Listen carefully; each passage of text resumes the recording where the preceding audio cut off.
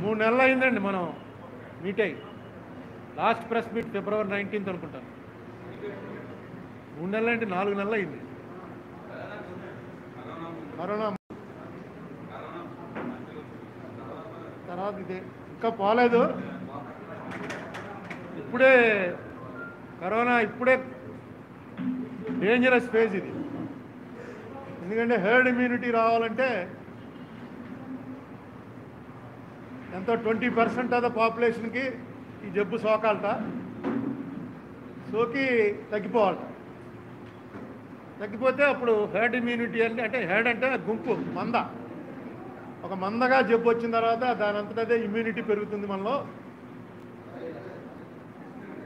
అని చెప్తున్నారు. తర్వాత మనకి ఇక్కడ డెత్ రేట్ కూడా ఇండియాలో తక్కువ కంపేర్డ్ టు వైట్ కంట్రీస్. అదే ఇన్ఫెక్షన్ వచ్చిన వాళ్ళు, డిసీజ్ వచ్చిన వాళ్ళ రేట్ ఎక్కువ ఉంది, రికవరీ రేట్ ఎక్కువ ఉండటం వల్ల డెత్ రేట్ తగ్గిపోయింది. మన రాజమండ్రి అయితే మీకు లాస్ట్ టైం ఎవరో ఒక ఇంటర్వ్యూలో చెప్పాను, మార్చి ఏప్రిల్లో డెత్ రేట్ చాలా దారుణంగా పడిపోయింది. రాజమండ్రి మున్సిపాలిటీ నుంచి తీసుకుంటే మార్చి ఏప్రిల్ నెలల్లో మామూలుగా చచ్చిపోయే దాంట్లో 1/3 చచ్చిపోయారు రాజమండ్రిలో. అంటే అదర్వైజ్ చచ్చిపోవలసిన వాళ్ళు కూడా ఈ కరోనా అనేటువంటి దానివల్ల ఐసోలేషన్ పాటించడం వల్ల ఆరోగ్యం బాగుపడింది అన్నమాట. సెల్ఫ్ క్వారంటైన్, ఇంట్లోంచి బయటికి రాకపోవటం, లాకౌట్, వీటి ఎఫెక్ట్ వల్ల. మేది కూడా నిన్న వచ్చింది. మే కూడా ఒక 70 మంది 2019 మేతో కంపేర్ చేస్తే 2020 మేలో చచ్చిపోయిన వాళ్ళ సంఖ్య రాజమండ్రిలో ఒక 70 తక్కువ ఉంది. అంతకు ముందైతే 100 మీద తేడా వచ్చింది. అంటే మేలో కొంత రిలాక్సేషన్ వచ్చేసింది కాబట్టి అనుకోవాలి. ఏదేమైనా ఇది అయిపోయిందని మాత్రం అనుకోవద్దు. ఇది ఇంకా భయంకరమైనటువంటి మలుపులు తిరిగేటువంటి అవకాశం ఉంది. ఎందుకంటే నేనైతే మీలో చాలామంది కన్నా పెద్దవాడిని, నేను ఎప్పుడు వినలేదు ఇలాంటి జబ్బు ఇండియాలో. ఇంతకన్నా భయంకరమైన జబ్బులు రావటం, చచ్చిపోవటం చూసాం. కానీ అన్నిటికన్నా చాలా ఇంత మెషినరీ ఉండి అట్టర్ ఫెయిల్యూర్ అయిపోయింది మనం ఎక్కడంటే ఇమిగ్రెంట్ లేబర్ విషయం ఎవరో పట్టించుకోలే. ఎవరికి అందలేదు, గవర్నమెంట్లకి అందలేదు, మనకి సోషల్ సర్వీస్ చేసేవాళ్ళు ఎంతమంది ఆ టైంలో తిండి లేదన్నవాళ్ళు లేకుండా తిండి పెట్టారు. ప్రజా సంఘాల వాళ్ళు, కుల సంఘాల వాళ్ళు, ఎన్జిఓలు అందరూ బయటకు వచ్చి ఎంత చేయగలిగితే అంత సాయం చేశారు. పని లేకుండా, పని దొరక్క ఇబ్బందులు పడుతున్న వాళ్ళని ఆదుకున్నారు. కానీ ఎందుకో అది ఆలోచన రాలా. బయట నుంచి వచ్చి పనిచేస్తున్న వాళ్ళు ఏంటి వాళ్ళ పరిస్థితి అని. అది వాళ్ళు చచ్చిపోయారు, రోడ్ల మీద నడిచెళ్తున్నవి మీ మీడియా చూపించే వరకు ప్రభుత్వాలకు అసలు ఆలోచన రాలా. ఎంత దురదృష్టం అంటే రైలు పట్టాల మీద పడుకుంటే రైలు మీద నుంచి వెళ్ళిపోయింది, నిద్రలో ఉన్నారంటే ఎలాంటి నిద్ర అండి అది? రైలు కిలోమీటర్ దూరంలో ఉండగా తెలిసిపోతుంది మనకు ఆ అదురు. అటువంటిది రైలు పట్టాల మీద పడుకుని మీద నుంచి వెళ్ళిపోయినా లేకుండా చచ్చిపోయే పరిస్థితి వచ్చిందంటే ఎంత అలిసిపోయారు వాళ్ళు ఆ నడకలో. ఇక ఎలాగోలా మన ఊరు మనం వెళ్ళిపోదామని. అదేం పెద్ద కష్టం కాదు. ఇక్కడే మన పోలవరంలో పనిచేసే వాళ్ళని, నాకు ఈ విషయం తెలిసి ఆ పోలవరం కాంట్రాక్టర్ తాలూకా వాళ్ళని అడిగాను, మీ దగ్గర చాలామంది ఉన్నారు కదా, దాదాపుగా 1000 మంది ఎంతమందో బయట నుంచి వచ్చిన లేబర్ ఉన్నారు కదా, ఏం చేశారు వాళ్ళని అడిగాను. అంటే ముందు కొన్నాళ్ళు రేషన్ ఇచ్చామండి, ఇక్కడే ఉన్నారు, తర్వాత ఇది ఎన్నాళ్ళు ఉంటుందో తెలియదని తెలిసిన తర్వాత పంపించేసామన్నారు. ఎలా పంపించారయ్యా? రూల్స్ ఇవన్నీ ఉన్నాయి కదా అంటే ఎవరు అబ్జెక్ట్ చేస్తారండి? పంపించేసాం, బస్సులో లారీలు తెప్పించి, దగ్గర వాళ్ళ లారీల్లో, దూరంగా ఉన్న వాళ్ళ బస్సుల్లో పంపించేసాం ఎవరి స్టేట్ వాళ్ళకి. నాకు నిజంగా ఆశ్చర్యం వేసింది. వాళ్ళ బాసులను అడగాలి వాళ్ళు ఎలా పంపించారు. మళ్ళీ ఇప్పుడు తీసుకొచ్చారట, మళ్ళీ పోలవరం వర్క్ స్టార్ట్ అయింది. లాస్ట్ టైం పంపించారు కాబట్టి బాధ్యత తీసుకున్నారా అని మళ్ళీ వీళ్ళు అడగగానే వాళ్ళంతా పనిచేయడానికి వచ్చేసారు. ఓ చిన్న ప్రాజెక్ట్ కడుతున్న వాళ్ళు వ్యాపార దృష్టితో ఆలోచించారు కాబట్టి, ఈ లేబర్ మనకు కావాలరా అని ఆలోచించారు కాబట్టి వాళ్ళు లేబర్ ఎవరో కూడా మైగ్రెంట్ లేబర్ అలా నడుచుకుంటూ పోయి చచ్చిపోవాల్సినటువంటి పరిస్థితులు రాకుండా చేయగలిగారు. గవర్నమెంట్లు నేను అనుకోవటం ఈ టెన్షన్లో ఇది పట్టించుకోలేదని నేను అన్నగాని తట్టలేదు, మనకి తట్టలేదు. నిజమే కదా, ఇన్ని వేల మంది, ఇదేం పెద్ద కష్టం కాదు. ఎల్లుండి లాక్డౌన్ అనగా ఈవేళ ట్రైన్స్ అన్నింటిలో కూడా ఎవరి ప్రాంతానికి వాళ్ళు వెళ్ళిపోవచ్చు, ఈవేళ ఫ్రీ ఇస్తున్నాం అని ఉంటే ఎవరి ప్రాంతానికి వాళ్ళు వెళ్ళిపోదురు. చాలా తక్కువ ఖర్చుతో జరిగే పని గవర్నమెంట్ చేతిలో ఉన్నది. మరి దురదృష్టం ఎవరికి అది తట్టలేదు. అదొకటి ఈ కరోనా ఎపిసోడ్లో చాలా ప్యాథటిక్, నిజంగా ఊహించడానికే చాలా కళ్ళమన్నీళ్ళు వచ్చేటువంటి సంఘటన. ఇంకోటి వైజాగ్లో ఆ గ్యాస్ లీక్ అవటం, అది ఎంతంటే ఆ రోజు వరకు బయటకు వస్తే తంతామని చెప్పినటువంటి రూలు సడన్గా రాత్రి మారిపోయి పారిపోండి అని కేకలేసుకుంటూ జనం అందరూ వచ్చి తలుపులు తట్టి, జనాలకు అర్థమై ఉండదు. ఇదేంటి వాళ్ళు బయటికి వస్తే లాఠీలు ఎట్టి కొడుతున్నారు, బయటికి రానివ్వట్లేదురా, సాయంకాలం బయటికి వెళ్తే లాఠీ పెట్టి కొట్టాడు, ఎందుకు వచ్చామని. రాత్రి అయ్యేటప్పటికి పారిపోండి అంటున్నాడు. ఎక్కడ పారిపోవాలి, ఎటే పారిపోవాలి, ఎందుకు పారిపోవాలి, ఏం జరుగుతోంది తెలిసే లోపే ప్రాణాలు పోయాయి. అది ఎవరు దానికి బాధ్యులని ఏం చెప్తావు, అది ఒక యాక్సిడెంట్ అనుకుంటాను. బట్ ఎనీయో అది కోర్టులోనే ఉంది, గవర్నమెంట్ చేస్తుంది దాని మీద. అది మ్యాన్మేడ్ యాక్సిడెంటా, లేకపోతే ఈ ఫ్యాక్టరీలు అన్నాళ్ళు ఆపేసిన తర్వాత సడన్గా మళ్ళీ స్టార్ట్ చేద్దామనే ప్రారంభంగానే కెమికల్ రియాక్షన్స్ ఏమైనా ఉంటాయా, అది వాళ్ళు ఎలాగా బయటపడతారు. ఈ దుస్సంఘటనలు నుంచి మనం నేర్చుకోవాల్సినటువంటి పాఠాలు చాలా ఉంటాయి. ఇంకా ప్రస్తుతం మనం ఇంకోటి ఊహించినటువంటిది, చైనా నుంచి జబ్బే కాకుండా చైనా నుంచి ఆక్రమణ కూడా స్టార్ట్ అయింది, చైనా వార్ కూడా స్టార్ట్ అయింది. చైనా వారితోటి మనం ఎప్పుడు ముందంజలో ఉండాలన్నా డిప్లొమాటిక్గానే ఉండాలి తప్ప ఆయుధాలు అస్త్రశస్త్రాలతోటి కాదు. ఎందుకంటే చైనా గవర్నమెంట్ కమ్యూనిస్ట్ గవర్నమెంట్. ఇలా ప్రెస్ మీట్ జరుగుతుండగా వ్యాన్ వచ్చి మన అందరినీ ఎక్కించేసుకుని ఒక్కో తుపాకీ ఇచ్చి పంపించేస్తారు వాళ్ళు. ట్రైనింగ్ లేదు, ఏం లేదు, ఇది నొక్కితే పేలుతుంది, పేల్చుకుంటూ పోవడమే నువ్వు అని. మేము రావంటే అక్కడే పేల్చేస్తారు. India democratic country. ఇండియాలో ఏ పని చేయాలన్నా అనేక రూల్స్ ఉంటాయి, కాన్స్టిట్యూషన్ ఉంది. మనం ఐసోలేట్ చేయగలగడానికి చైనాకి ఇంతకన్నా బ్యాడ్ టైము ఈ చైనా పుట్టిన తర్వాత ఎప్పుడూ లేదు. వరల్డ్ మొత్తం కూడా చైనా అంటే ఒక రకమైనటువంటి అక్కడి నుంచే ఇది పుట్టిందిట, యూహాన్ ల్యాబ్లోంచి వచ్చిందిట, దేశం ప్రపంచం మొత్తాన్ని ఇంత చండాలం చేసేటానికి కారణం చైనా ఏట అని జనంలో అధిక శాతం నమ్ముతున్నటువంటి సమయంలో చైనా ఒక డెమోక్రటిక్ కంట్రీ, వరల్డ్లో లార్జెస్ట్ డెమోక్రసీ మంది. అందులో శాంతి కాముకులం మనం. మనలాంటి దేశం మీద కదా దండయాత్రకు వస్తుంది అన్నది ప్రపంచంలో ఏ దేశమూ అంగీకరించదు ఎక్సెప్ట్ మన నైబర్స్. మన నైబర్స్ తోటి మనం ఎందుకో సత్సంబంధాలు ఎప్పటి నుంచో లేవు. ఇప్పుడు ఇంకా నేపాల్తో కూడా మన దురదృష్టం అది. నేపాల్ అంటే అది ఓన్లీ హిందూ కంట్రీ, ప్రపంచంలో ఉన్న ఏకైక హిందూ రాజ్యం అది. మనదేమో ఇప్పుడు హిందూ గవర్నమెంట్ ఫామ్ అయ్యి పరిపాలిస్తున్నటువంటి సమయంలో నేపాల్తో కూడా మనకి తగు వచ్చేటువంటి పరిస్థితి వచ్చింది. అయినా ప్రపంచంలో దాదాపుగా ఇప్పుడు న్యూస్ చూస్తుంటే అన్ని దేశాలు కూడా మననే సపోర్ట్ చేస్తున్నాయి. సో చైనా అనుకున్నంత స్పీడ్గా మన మీద రావడానికి అవకాశం లేదు. ఈవేళే పొద్దున్న న్యూస్లో చూశాను, ఒక ఏదో అండర్స్టాండింగ్ బిట్వీన్ కమాండర్స్ వచ్చింది, ప్రస్తుతానికి సీజ్ ఫైర్, ఏం ఫైరింగ్ చేసుకోవద్దని అన్నారని వచ్చింది. ఏదేమైనా చైనా విషయంలో కూడా మనం ఏ ఇబ్బంది లేకుండా బయటపడతామనేటువంటి ఒక నమ్మకం అయితే నాకుంది. ఎందుకంటే మన దేశానికి ఉన్నటువంటి క్రెడిబిలిటీ ప్రపంచంలో ఇన్నేళ్లగా బిల్డప్ చేసుకుంటూ వచ్చినటువంటి క్రెడిబిలిటీ. ఇక మన రాష్ట్రం విషయానికి వస్తే మొట్టమొదటిగా నేను మన ముఖ్యమంత్రి జగన్మోహన్ రెడ్డి గారికి చెప్పే మాట ఏంటంటే, మీరు కూడా ఇలా మాస్క్ వేసుకోండి. ఎక్కడ ఆయన మాస్క్ వేసుకుని వచ్చినట్టుగా ఉన్న వీడియో క్లిప్పింగ్లు కానీ ఫోటోలు కానీ నేను చూడలే.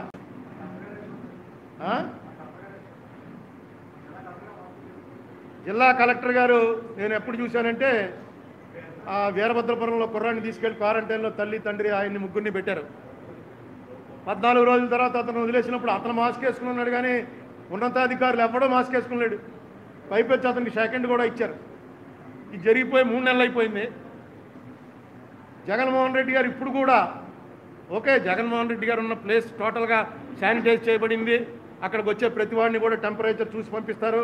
ఆయనకు వచ్చే అవకాశమే లేదు అని భావించినప్పటికీ యద్యదాచరతి శ్రేష్టస్తత్త దేవేతరో జన సయత్ ప్రమాణం కురితే లోకస్తదనువర్తతే. భగవద్గీతలో కృష్ణుడు చెప్పాడు, అర్జునుడు యుద్ధం వద్దు గురు, నేను సన్యాసుల్లో జాయిన్ అయిపోతానంటే, ఇది సన్యాసం అనుకోర్రా ఏమండి, వర్తిస్తుంది, ఎప్పుడూ వర్తిస్తుంది. ఎందుకంటే ఎప్పుడూ శ్రేష్ఠుడు అనేటువంటి ఒక వ్యక్తి చేసేదాన్ని ప్రజలు అనుకరిస్తారు. గాంధీ గారు బట్టలు ఇప్పేసి గావంచా కట్టుకుని ఒంటి మీద గుడ్డ లేకుండా తిరుగుతుంటే ఎంతోమంది ఆయన ఇమిటేట్ చేస్తూ కోట్ల రూపాయల ఆస్తులు వదిలేసి ఆయన వెనకాల వెళ్ళారు. ఆయనలాగే గావంచా కట్టుకుని తిరిగారు. ఒక శ్రేష్ఠుడైనటువంటి వ్యక్తి చేసేటువంటి పని అందరు ఇమిటేట్ చేస్తారు. ఈవేళ ఈ రాష్ట్రంలో నెంబర్ 1 ఎవడు? సీఎం. చీఫ్ మినిస్టర్కి తెలిసినా అతను వేసుకోవాల్సిన అవసరం లేదు, ఇక్కడంతా శానిటైజ్ చేయబడిందని తెలిసినా పబ్లిక్ వాచ్ చేస్తున్నారు కాబట్టి ఆయన కూడా మాస్క్ పెట్టుకుని కనబడడం అనేది చాలా అవసరం. మిగతా వాళ్ళు మంత్రులు గింతులు తిరుగుతున్న వాళ్ళు ఒక్కోసారి పెట్టుకుంటున్నాడు, ఒక్కోసారి కిందకి లాగేస్తున్నారు. కానీ మామూలు కామన్ మ్యాన్ ఈవేళ నేను ఇంటి దగ్గర నుంచి ఇక్కడికి వస్తూ చూశాను, ఒక 100 మంది ఎదురై ఉంటారు. 100 మందిలో 10 మందే మాస్కులు వేసుకుని ఉన్నారు, 90 మంది వేసుకుని లేరు. ఎవరో లెక్క చేయనటువంటి పరిస్థితి. ఫైన్ కూడా పెట్టేట్టుగా, మాస్క్ లేకుండా ఉంటే 500 1000 ఫైన్ పెట్టేట. 100 రూపాయలు ఫైన్ పెట్టారు, గ్రామాల్లో 50 రూపాయలు ఫైన్ పెట్టారు. మరి ఫైన్ పెట్టినప్పుడు లా మేకర్స్ ముందు వాళ్ళు ఇమీడియట్ ఫాలో అవ్వాలి. ఇక్కడ నేను ఎందుకు ప్రెస్ మీట్ పెట్టకుండా లాక్కొస్తున్నాం, ఎందుకు మళ్ళీ 10 మంది మిమ్మల్ని గ్యాదర్ చేయటమని. ఈవేళ ఏం చెప్పారు, లేదండి 6 ఫీట్ డిస్టెన్స్ మెయింటైన్ చేస్తూ కుర్చీలు వేసాం అన్నాడు బాబీ. తీరా వస్తే అందరూ మీరు దగ్గర లాగేసుకున్నారు. అయితే మీరు నాకన్నా ఎక్కువగా ఈ కరోనా జనసమర్థలో తిరుగుతున్నటువంటి వాళ్ళు, న్యూస్ కవరేజ్ చేస్తున్న వాళ్ళు కాబట్టి జాగ్రత్తలు తీసుకోవడం నాకన్నా మీకు ఎక్కువ తెలుసు అనేటువంటి ఉద్దేశంతో ఇదేంటా ఎలా కూర్చున్నారో నేనేమో అనలేకపోతున్నాను. కానీ మీరు కూడా పాటించండి. మొన్న ఢిల్లీలో ఇద్దరికి వచ్చింది, ఇద్దరికి ఫోన్ చేసి మాట్లాడాను, ఏమో ఎలా ఉన్నాయి లక్షణాలు ఏంటి వ్యవహారం అన్నీ అడిగాను. ఇది రాకుండా పోతుందని అనుకోకండి, వచ్చి మనం పోకపోవచ్చు, కానీ రాకుండా పోతుంది అనుకోవడానికి ఛాన్సులు తక్కువ. రావచ్చు, బయట పడకపోవచ్చు, బయటపడ్డ క్యూర్ అయిపోవచ్చు. చనిపోయేటువంటిది అంత తీవ్రత ఇక్కడికి వచ్చిన మ్యూటేషన్లో లేదన్నారు. కానీ ఏదైనా ఆల్రెడీ వాళ్ళకి ఏమైనా ఇబ్బందులు ఉంటే బీపీ కానీ షుగర్ కానీ అన్నీ ఉన్నాయి. నాకు బీపీ, షుగరు, హార్ట్ అన్ని రకాల జబ్బులు ఉన్న వాళ్ళకి కొంచెం రెసిస్టెన్స్ తక్కువ. ఆ తక్కువ ఉండటం వల్ల వాళ్ళు జాగ్రత్తగా ఉండాలి అన్నారు. అది +65 +60 పెట్టారు. మీరు ఇది పాటిస్తున్నారు. జనంతో కూడా మీరు ఎలాగే ప్రెస్ మీట్కి వెళ్ళినప్పుడు ప్రెస్ మీట్కి వచ్చిన వాళ్ళకి కూడా అడగండి, మీ మాస్క్ ఏదేని, లేకపోతే చూపిస్తావా కెమెరాలో మాస్క్ పెట్టుకోకుండా వచ్చాడు, జేబులు పెట్టుకున్నావా అంటే కనీసం ఇలా అరుణ్ కుమార్ లా కిందకైనా లాక్కో, ఇలా పెట్టుకునేలా మాట్లాడు, లేకపోతే కిందకైనా లాక్కో అని చెప్పండి. ఇదేమి మీకో మాకో చెప్పొస్తుంది కాదు. ఒక సిస్టమ్ ఏర్పడాలంటే మనం అందరం కూడా దాన్ని ఫాలో అయితేనే సిస్టమ్ ఏర్పడుతుంది. చనిపోయాడా ఎవరు? ఎన్నేళ్ళ వాడు? ఫైల్మానా? బ్యాట్లర్, చాలా బ్యాటర్. మనోజ్ నాకు తెలిసే ఉంటాడు, టీవీ5 ఉంటున్నారు కానీ చూసారా, వెరీ సాడ్. సో మీరు వల్నరబుల్. పోలీసులు, హాస్పిటల్లో డాక్టర్లు, ఈ మిగతా రోడ్ల మీద తిరిగే వాలంటీర్లు, ఆశా వర్కర్లు, వీళ్ళందరూ ఎంత వల్నరబుల్లో మీడియా కూడా అంతే వల్నరబుల్. అంటే ఈజీగా మీకు సోకేటువంటి ప్రమాదం ఉన్నటువంటి వ్యక్తులు పబ్లిక్తో తిరుగుతుంటారు కాబట్టి. సో మీరు అందరూ మనంతా ఒక ఫ్యామిలీ లాంటి వాళ్ళం కాబట్టి నా రిక్వెస్ట్ ఏంటంటే చాలా స్ట్రిక్ట్గా మెయింటైన్ చేయండి. ఏవైతే గైడ్లైన్స్ ఉన్నాయో అవి స్ట్రిక్ట్గా మెయింటైన్ చేయండి. ఇక ప్రస్తుతం జరుగుతున్న వాటిలోకి వస్తే, ఈ రాజమండ్రి మేరకి నేను ఆల్రెడీ నెలల క్రితమే ఆవ భూముల గురించి చీఫ్ మినిస్టర్ గారికి ఒక లెటర్ రాయటం జరిగింది. సరే, గత ప్రభుత్వంలాగే ఈ ప్రభుత్వం కూడా పెద్ద నన్ను పట్టించుకోదు, పట్టించుకుంటుందని నేనేం అనుకోవట్లేదు అనుకోండి, పట్టించుకోకపోయినా ఏం పర్వాలేదు. ఆవ భూముల మీద ఒక ఎంక్వైరీ చేయండి అని సీఎం గారికి రాయటం జరిగింది. ఎందుకంటే అక్కడ 43 లక్షల రూపాయల రేటు పే చేశారన్నది అంత రేటు ఉంటుంది అని నేను అనుకోవట్లేదు. 45 అంత రేటు ఉంటుందని నేను అనుకోవట్లేదు. సరే, సీఎం గారి దగ్గర నుంచి కానీ ఏదైనా పేపర్లోనే వస్తుందేమో, దాని మీద ఏమైనా ఎంక్వైరీ చేసామని చూస్తే ఏమీ రాలేదు. రాకపోగా సబ్ కలెక్టర్ గారు స్టేట్మెంట్ ఇచ్చారు. ఏమనంటే, ఇదే రేటుకి ఎక్కడ భూములు ఇచ్చినా సరే తీసుకోవడానికి సిద్ధంగా ఉన్నాం, ఈ పేద ప్రజలకు పంచిపెట్టడానికి అని చెప్పి ఒకటి ఇవ్వటం జరిగింది. అలాగే ఫైనాన్స్ మినిస్టర్ గారు స్టేట్మెంట్లో యావ భూముల గురించి మాట్లాడుతూ అన్ని రూల్ ప్రకారమే చేసాం, 3% మాత్రమే ఎక్సెస్ పే చేసాం. ఆ 3% ఎక్సెస్ ఎందుకు పే చేసామంటే, ఒకే చోట అంత ల్యాండ్ దొరికింది కాబట్టి 3% ఎక్సెస్ పే చేసామని చెప్పేసి చెప్పడం జరిగింది. అయితే నా లెక్క ప్రకారం ఏ రూల్ ప్రకారం చూసినా అంత డబ్బు ఇవ్వడానికి కుదరదు. రిజిస్ట్రేషన్ వాల్యూ దాని మీద ఎంత పెంచవచ్చు అని క్లియర్గా ఉంది. 2013 యాక్ట్ ప్రకారం కూడా చాలా క్లారిటీగా ఉంది. మరి వీళ్ళు ఏ రకంగా పెంచారో నాకు అర్థం కాక కలెక్టర్ గారికి రైట్ టు ఇన్ఫర్మేషన్ కింద కాగితం పెట్టాను. ఏ రూల్ని అవలంబించి మీరు 43 అని పెట్టాను, 45 అంటున్నారు, 43 అరైవ్ అయినటువంటి రేటు రూల్ ప్రకారం అరైవ్ అయ్యారు, అది కొంచెం తెలియజేయవలసిందిగా కోరుతున్నానని ఆర్టీఐ కింద ఒకటి పెట్టాను. ఆ పెట్టిన 15 రోజులకో ఎప్పుడో నిన్ననో ఎప్పుడో రిప్లై వచ్చింది నాకు. అదేంటంటే, ఇది సబ్ కలెక్టర్ పరిధిలో ఉంది కాబట్టి మీ కాగితం రాజమండ్రి సబ్ కలెక్టర్ గారికి పంపుతున్నామని వచ్చింది. సరే, సబ్ కలెక్టర్ గారు అలాగా దానికి ఆయన చెప్తారు, ఏం చెప్తారో రిప్లై పంపిస్తారు. పంపించిన తర్వాత ఇది పెద్ద కేసు, ఎందుకంటే జగన్మోహన్ రెడ్డి గారు అవినీతి రహిత పరిపాలన అందిస్తాను అని చెప్పి ఆయన స్వేరింగ్ రోజున చెప్పడం జరిగింది. పదే పదే అవినీతి నేను ఒప్పుకోను అని చెప్పడం జరిగింది. ఈ ల్యాండ్ విషయంలో ఇది అవినీతే కాకపోతే ప్రభుత్వ అసమర్థత అన్నమాట. అవినీతి జరుగుంటే అవినీతి కాకపోతే ఇది ప్రభుత్వ అసమర్థత. ఎక్కువ రేటు మన డబ్బు పెట్టి చవక భూమి, అది కూడా ఆవ భూమిలో ఇళ్ళు కడతా ఉంటున్నారు. అది రాజమండ్రి వాళ్ళ కోసం ఇల్లుట. నేను చాలా ఆశ్చర్యపోయినది. ఎందుకంటే మేము మా టైంలో శాటిలైట్ సిటీలో కట్టినవే ఇప్పటికీ ఆక్యుపై అవ్వాలా, 15 ఏళ్ళు అయిపోయాయి. ఇల్లు ఎవరికి ఇస్తారు? మీకు నాకు కాదు, దారిద్ర్య రేఖకి దిగువన ఉన్నటువంటి వాళ్ళకి ఇస్తారు.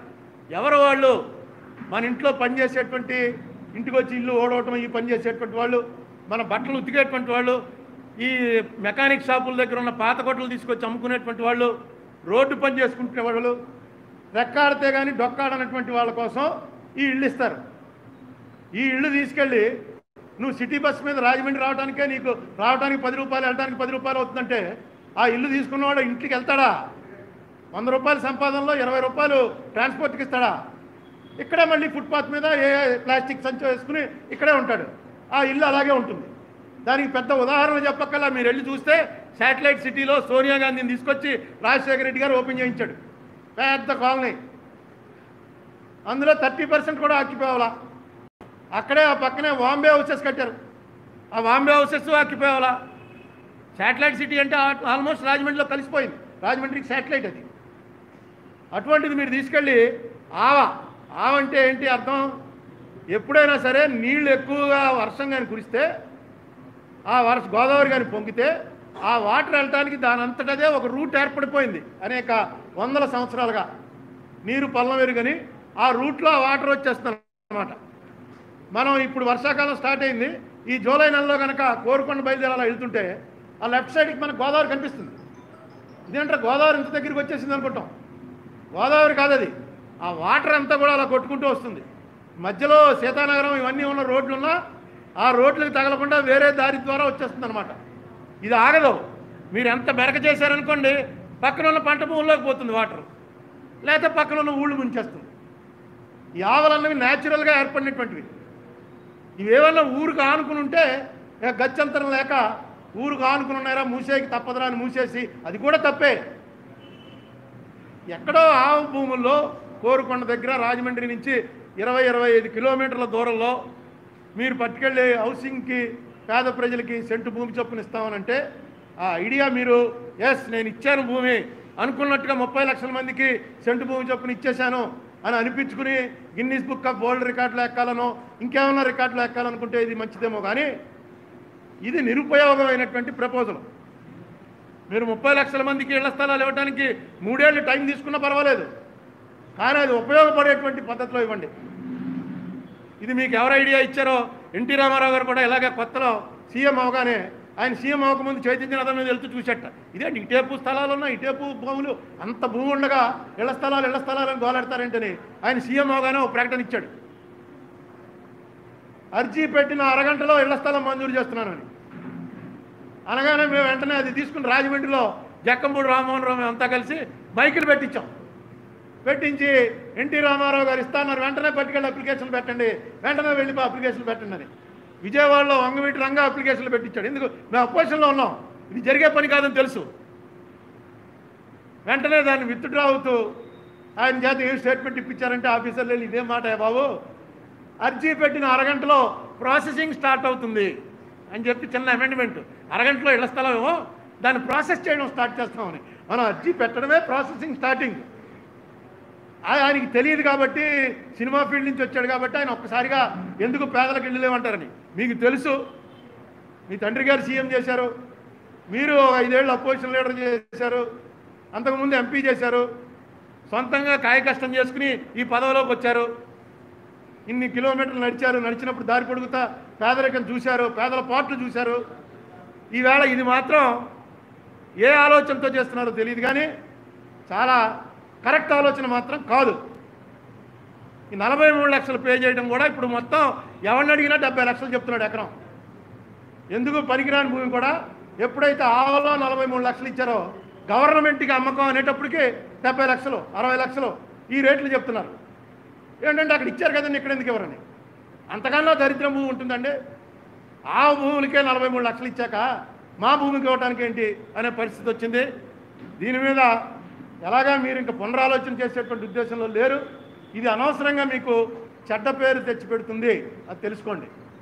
నాకు ఈవేళ నేను ఇప్పుడు వస్తుంటే దారిలో నిడదవోలు నుంచి ఒకటి వచ్చింది, ఇదే ఇళ్ల స్థలాల కోసం ఫిల్లింగ్.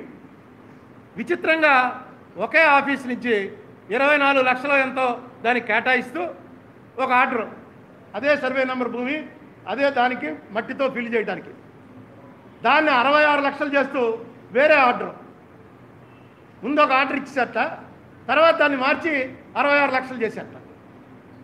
ఇదేదో నేను డైరెక్ట్గా ఏసీబీకే పంపిద్దాం అనుకుంటున్నాను.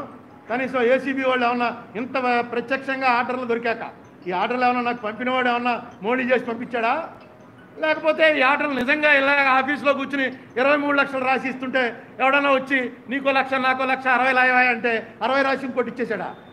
ఇంకోటి ఇచ్చేసినప్పుడు ఇది డిలీట్ చేసి నామరూపాలు లేకుండా చేయాలి, ఎవడలే నన్ను అడిగేదని 2 పెట్టేశారా? చాలా ఆశ్చర్యంగా ఉందన్నమాట.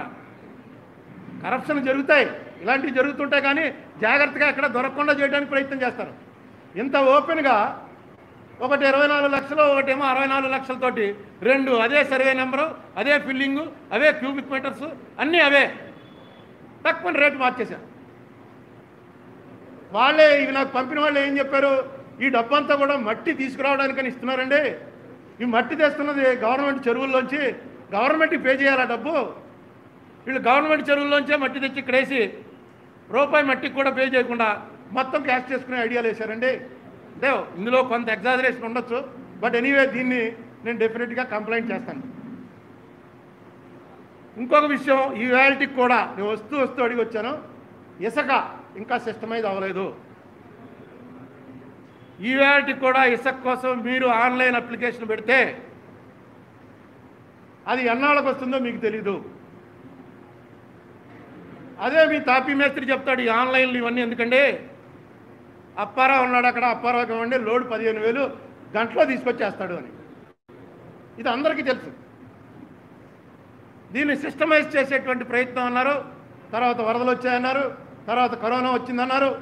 ఈవాల్టికి కూడా, ఎందుకంటే దీనివల్ల ఓన్లీ అవినీతి కాదు, ఎక్కువ మంది labour in urban areas construction labour కనుక చేతి నిండా పని మనం ఏర్పాటు చేయగలిగితే ఆల్మోస్ట్ కరోనా నుంచి వచ్చినటువంటి పెద్ద డిఫికల్టీ నుంచి బయటపడిపోయినట్టే. వాళ్ళకి చాలా ఇబ్బంది అవుతుంది. ఇసుక లేకపోవడం వల్ల ఇల్లు కట్టుకునే వాడికి 4 రోజులు ఆలస్యం అవచ్చు, కానీ అక్కడ పనిచేసే తాపీ మేస్త్రి, అక్కడ పనిచేసే కూలీ మనిషి, అక్కడ పనిచేసే ప్లాస్టరింగ్ వేసే అతను, ఆ ప్లాస్టరింగ్ వేసాక ఎలక్ట్రీషియన్, ప్లంబింగ్ వర్క్, ఈ పని వాళ్ళందరూ కూడా ఈ ఇసుకతో ఆధారపడి ఉంటుంది. రాజమండ్రిలో ఇసుక అంటే మనకి మొత్తం గోదావరి అంతా ఇసుకే. ఇక్కడే ఇంత ఇబ్బందిగా ఉంటే ఏమిటి అసలు, దీని వెనకాల ఏం జరుగుతుంది? పోనీ జగన్మోహన్ రెడ్డి గారు వీళ్ళందరూ ఒకటేనండి, అందరూ కలిపి దీంట్లో వాటాదారులు ఉన్నాయండి అంటే ఎందుకో నాకు అది నమ్మబుద్ధి ఇట్లా. నిజంగా అదైతే జగన్మోహన్ రెడ్డి అవినీతి రహిత పరిపాలన ఇస్తానని అన్నిసార్లు చెప్పడం, అతనికి ఏదో ఒక స్ట్రాంగ్గా ఆనెస్ట్ రూలింగ్ ఇచ్చాను, నన్నేమో కరప్ట్ 1,00,000 కోట్లని ఇన్నేళ్ళు ఇది చేసి నన్ను ఫింగర్ చేశారు, ఈవేళ ఖచ్చితంగా నేనే మోస్ట్ ఆనెస్ట్ రూలింగ్ ఇచ్చాను అని అనిపించుకోవాలని ఆయన డైరెక్ట్ స్పీచ్లోనే చెప్పాడు. ఎందుకు జరుగుతుంది ఇది? ఇంకా ఏమి చేయలేని పరిస్థితి వచ్చేసిందా? సీఎం ఏమి పట్టుకోలేని పరిస్థితి వచ్చిందా? ఎందుకు ఇలా జరుగుతుంది? ఇది కూడా ఆలోచన చేయాల్సినటువంటి అవసరం ఉంది. ఇంకా లెక్కలకు సంబంధించి అయితే చాలా పెద్ద భయంకరమైనటువంటి నిజాలు వస్తున్నాయి బయటికి. అయితే నేను ఖరారు చేసుకోకుండా నా దగ్గర ఏదో ఒక పేపర్ లేకుండా నేను మాట్లాడను. ఒకటి మాత్రం నిజం, ఇక్కడ గవర్నమెంట్ పర్చేజ్ ప్రైస్ అంటే ఒక చీప్ లిక్కర్ బాటిల్ పక్కన తెలంగాణ వాళ్ళు ఎంత కొన్నారు, ఇటుపక్క ఒరిస్సా వాళ్ళు ఎంత కొన్నారు, అటుపక్క మెడ్రాస్ వాళ్ళు ఎంత కొన్నారు, ఆ పక్క బెంగళూరు వాళ్ళు ఎంత కొన్నారు, ఛత్తీస్గఢ్ వాళ్ళు ఎంత కొన్నారు, పాండిచ్చేరి వాళ్ళు ఎంత కొన్నారు, వీళ్ళంతా మనకి చుట్టూ ఉన్నటువంటి బార్డర్ స్టేట్స్.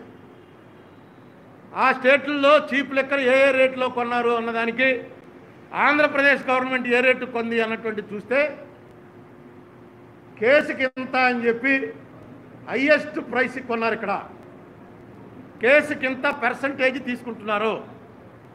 ఆ పర్సంటేజ్ తీసుకోకుండానే ఈ రేటు కొనుంటే ఇందాక మీకు చెప్పినట్టుగానే అసమర్థ ప్రభుత్వం అన్నమాట. పర్సంటేజ్ తీసుకుంటుంటే అవినీతి ప్రభుత్వం. దీనికి సంబంధించి కూడా నేను రైట్ టు ఇన్ఫర్మేషన్ కింద కాగితం పెట్టాను, ఇంకా నాకు రిప్లై రాలేదు. ఈ విషయం నాకు తెలియగానే ఒక 20 రోజులైందో నెల అయిందో వెంటనే రైట్ టు ఇన్ఫర్మేషన్ కింద ఏ ప్రొసీజర్ మీరు అవలంబించారు, ఎందుకంటే మొత్తం గవర్నమెంటే చేస్తుంది. లిక్కర్ కొనడము గవర్నమెంటే, అమ్మడము గవర్నమెంటే. చంద్రబాబు నాయుడు టైంలో కొనడం గవర్నమెంట్ చేసేది, అమ్మడం ప్రైవేట్ వాళ్ళు చేసేవారు. ఇప్పుడు అమ్మడం కూడా గవర్నమెంట్ అమ్ముతున్నారు. ఈ అమ్మడంలో కూడా ఆయన చెప్పేది ఏంటంటే తగ్గిపోయింది చూడండి, కొనుగోలు తగ్గిపోయిందంటే జనం మానేస్తున్నారు తాగుడు మానేయటం వల్లే కొనుగోలు తగ్గిపోయింది, నేను కోరుకున్నది ఇదే అని ఆయన అంటున్నాడు. కానీ అది కాదు కారణం. మీకు చుట్టూతో ఉన్న అన్ని బార్డర్ స్టేట్ల నుంచి లిక్కర్ వచ్చేస్తుంది. ఊరికే మీకు తాగుడు అలవాటు లేకపోయినా మీరు వెళ్తున్నారు, ఎవరే ఖమ్మంలో మా బ్రదర్ పెళ్ళికి వెళ్తున్నారు, ఏదో పెళ్ళి ఏదో ఫంక్షన్ ఉంది వెళ్తున్నాడు అనగానే పక్కన తాగుడు అలవాటు ఉన్న ఫ్రెండ్ చెప్తున్నాడు, ఒరే వస్తూ 2 మెక్డౌల్ బాటిల్స్ తీసుకురాలని. అదేంటరా మెక్డౌల్ బాటిల్ అక్కడ దొరుకుతున్నాయి కదా అంటే ఇక్కడ దొరకట్లేదు. ఒకవేళ దొరుకుతున్నా ఇక్కడ 400 ఉందిరా, అక్కడ 180, 2 బాటిల్స్ తీసుకురా. ఎవడన్నా పట్టుకున్నాడు అనుకో దారిలో చెప్పు, నేను ఫలానా టీవీ వ్యవహారం ఫలానా పేపరు, ఎందుకంటే పట్టుకోవడానికి లేదు. యాజ్ పర్ యాక్ట్ 2 లీటర్స్ ఉండొచ్చు. ఇదే స్మగ్లింగ్ కాదు. ఆ ఖమ్మంలో కొంటున్నప్పుడు మాత్రం బిల్లు తీసుకో, ఆ కొట్టువాడు బిల్లు ఇస్తాడు, ఆ బిల్లు జేబులో పెట్టుకో. నువ్వేమి ఇల్లీగల్ చేయట్లా. బస్సులో వచ్చినా, రైల్లో వచ్చినా, కారులో వచ్చినా ధైర్యంగా తీసుకురా. ఊరికే పోలీసు వాళ్ళు లాగేసుకుంటారనుకో, నువ్వు ఇలా మీడియా అన్నావంటే వాడు మాట్లాడు అని చెప్పే పరిస్థితులు జరుగుతున్నాయి ఆల్రెడీ. అన్నీ మన చుట్టూతో ఉన్న అన్ని స్టేట్లలోనూ రేట్లు ఇక్కడికన్నా సగం ఉంటే చాలా స్టేట్లు వెళ్ళి కొనుక్కు తెచ్చేసుకుంటారు. ఎందుకంటే 10 కిలోమీటర్లు వెళ్తే దొరుకుతుంది. రాజమండ్రిలో ఎటువంటి ఉన్నాడు అనుకోండి, యానం సరుకు వచ్చేస్తుంది. యానం అంటే పాండిచ్చేరి ఇంకా తక్కువ రేటు. ఆపేశారా? ఏదో ఆపేశారు, చూసారా? తెలిసిపోయింది.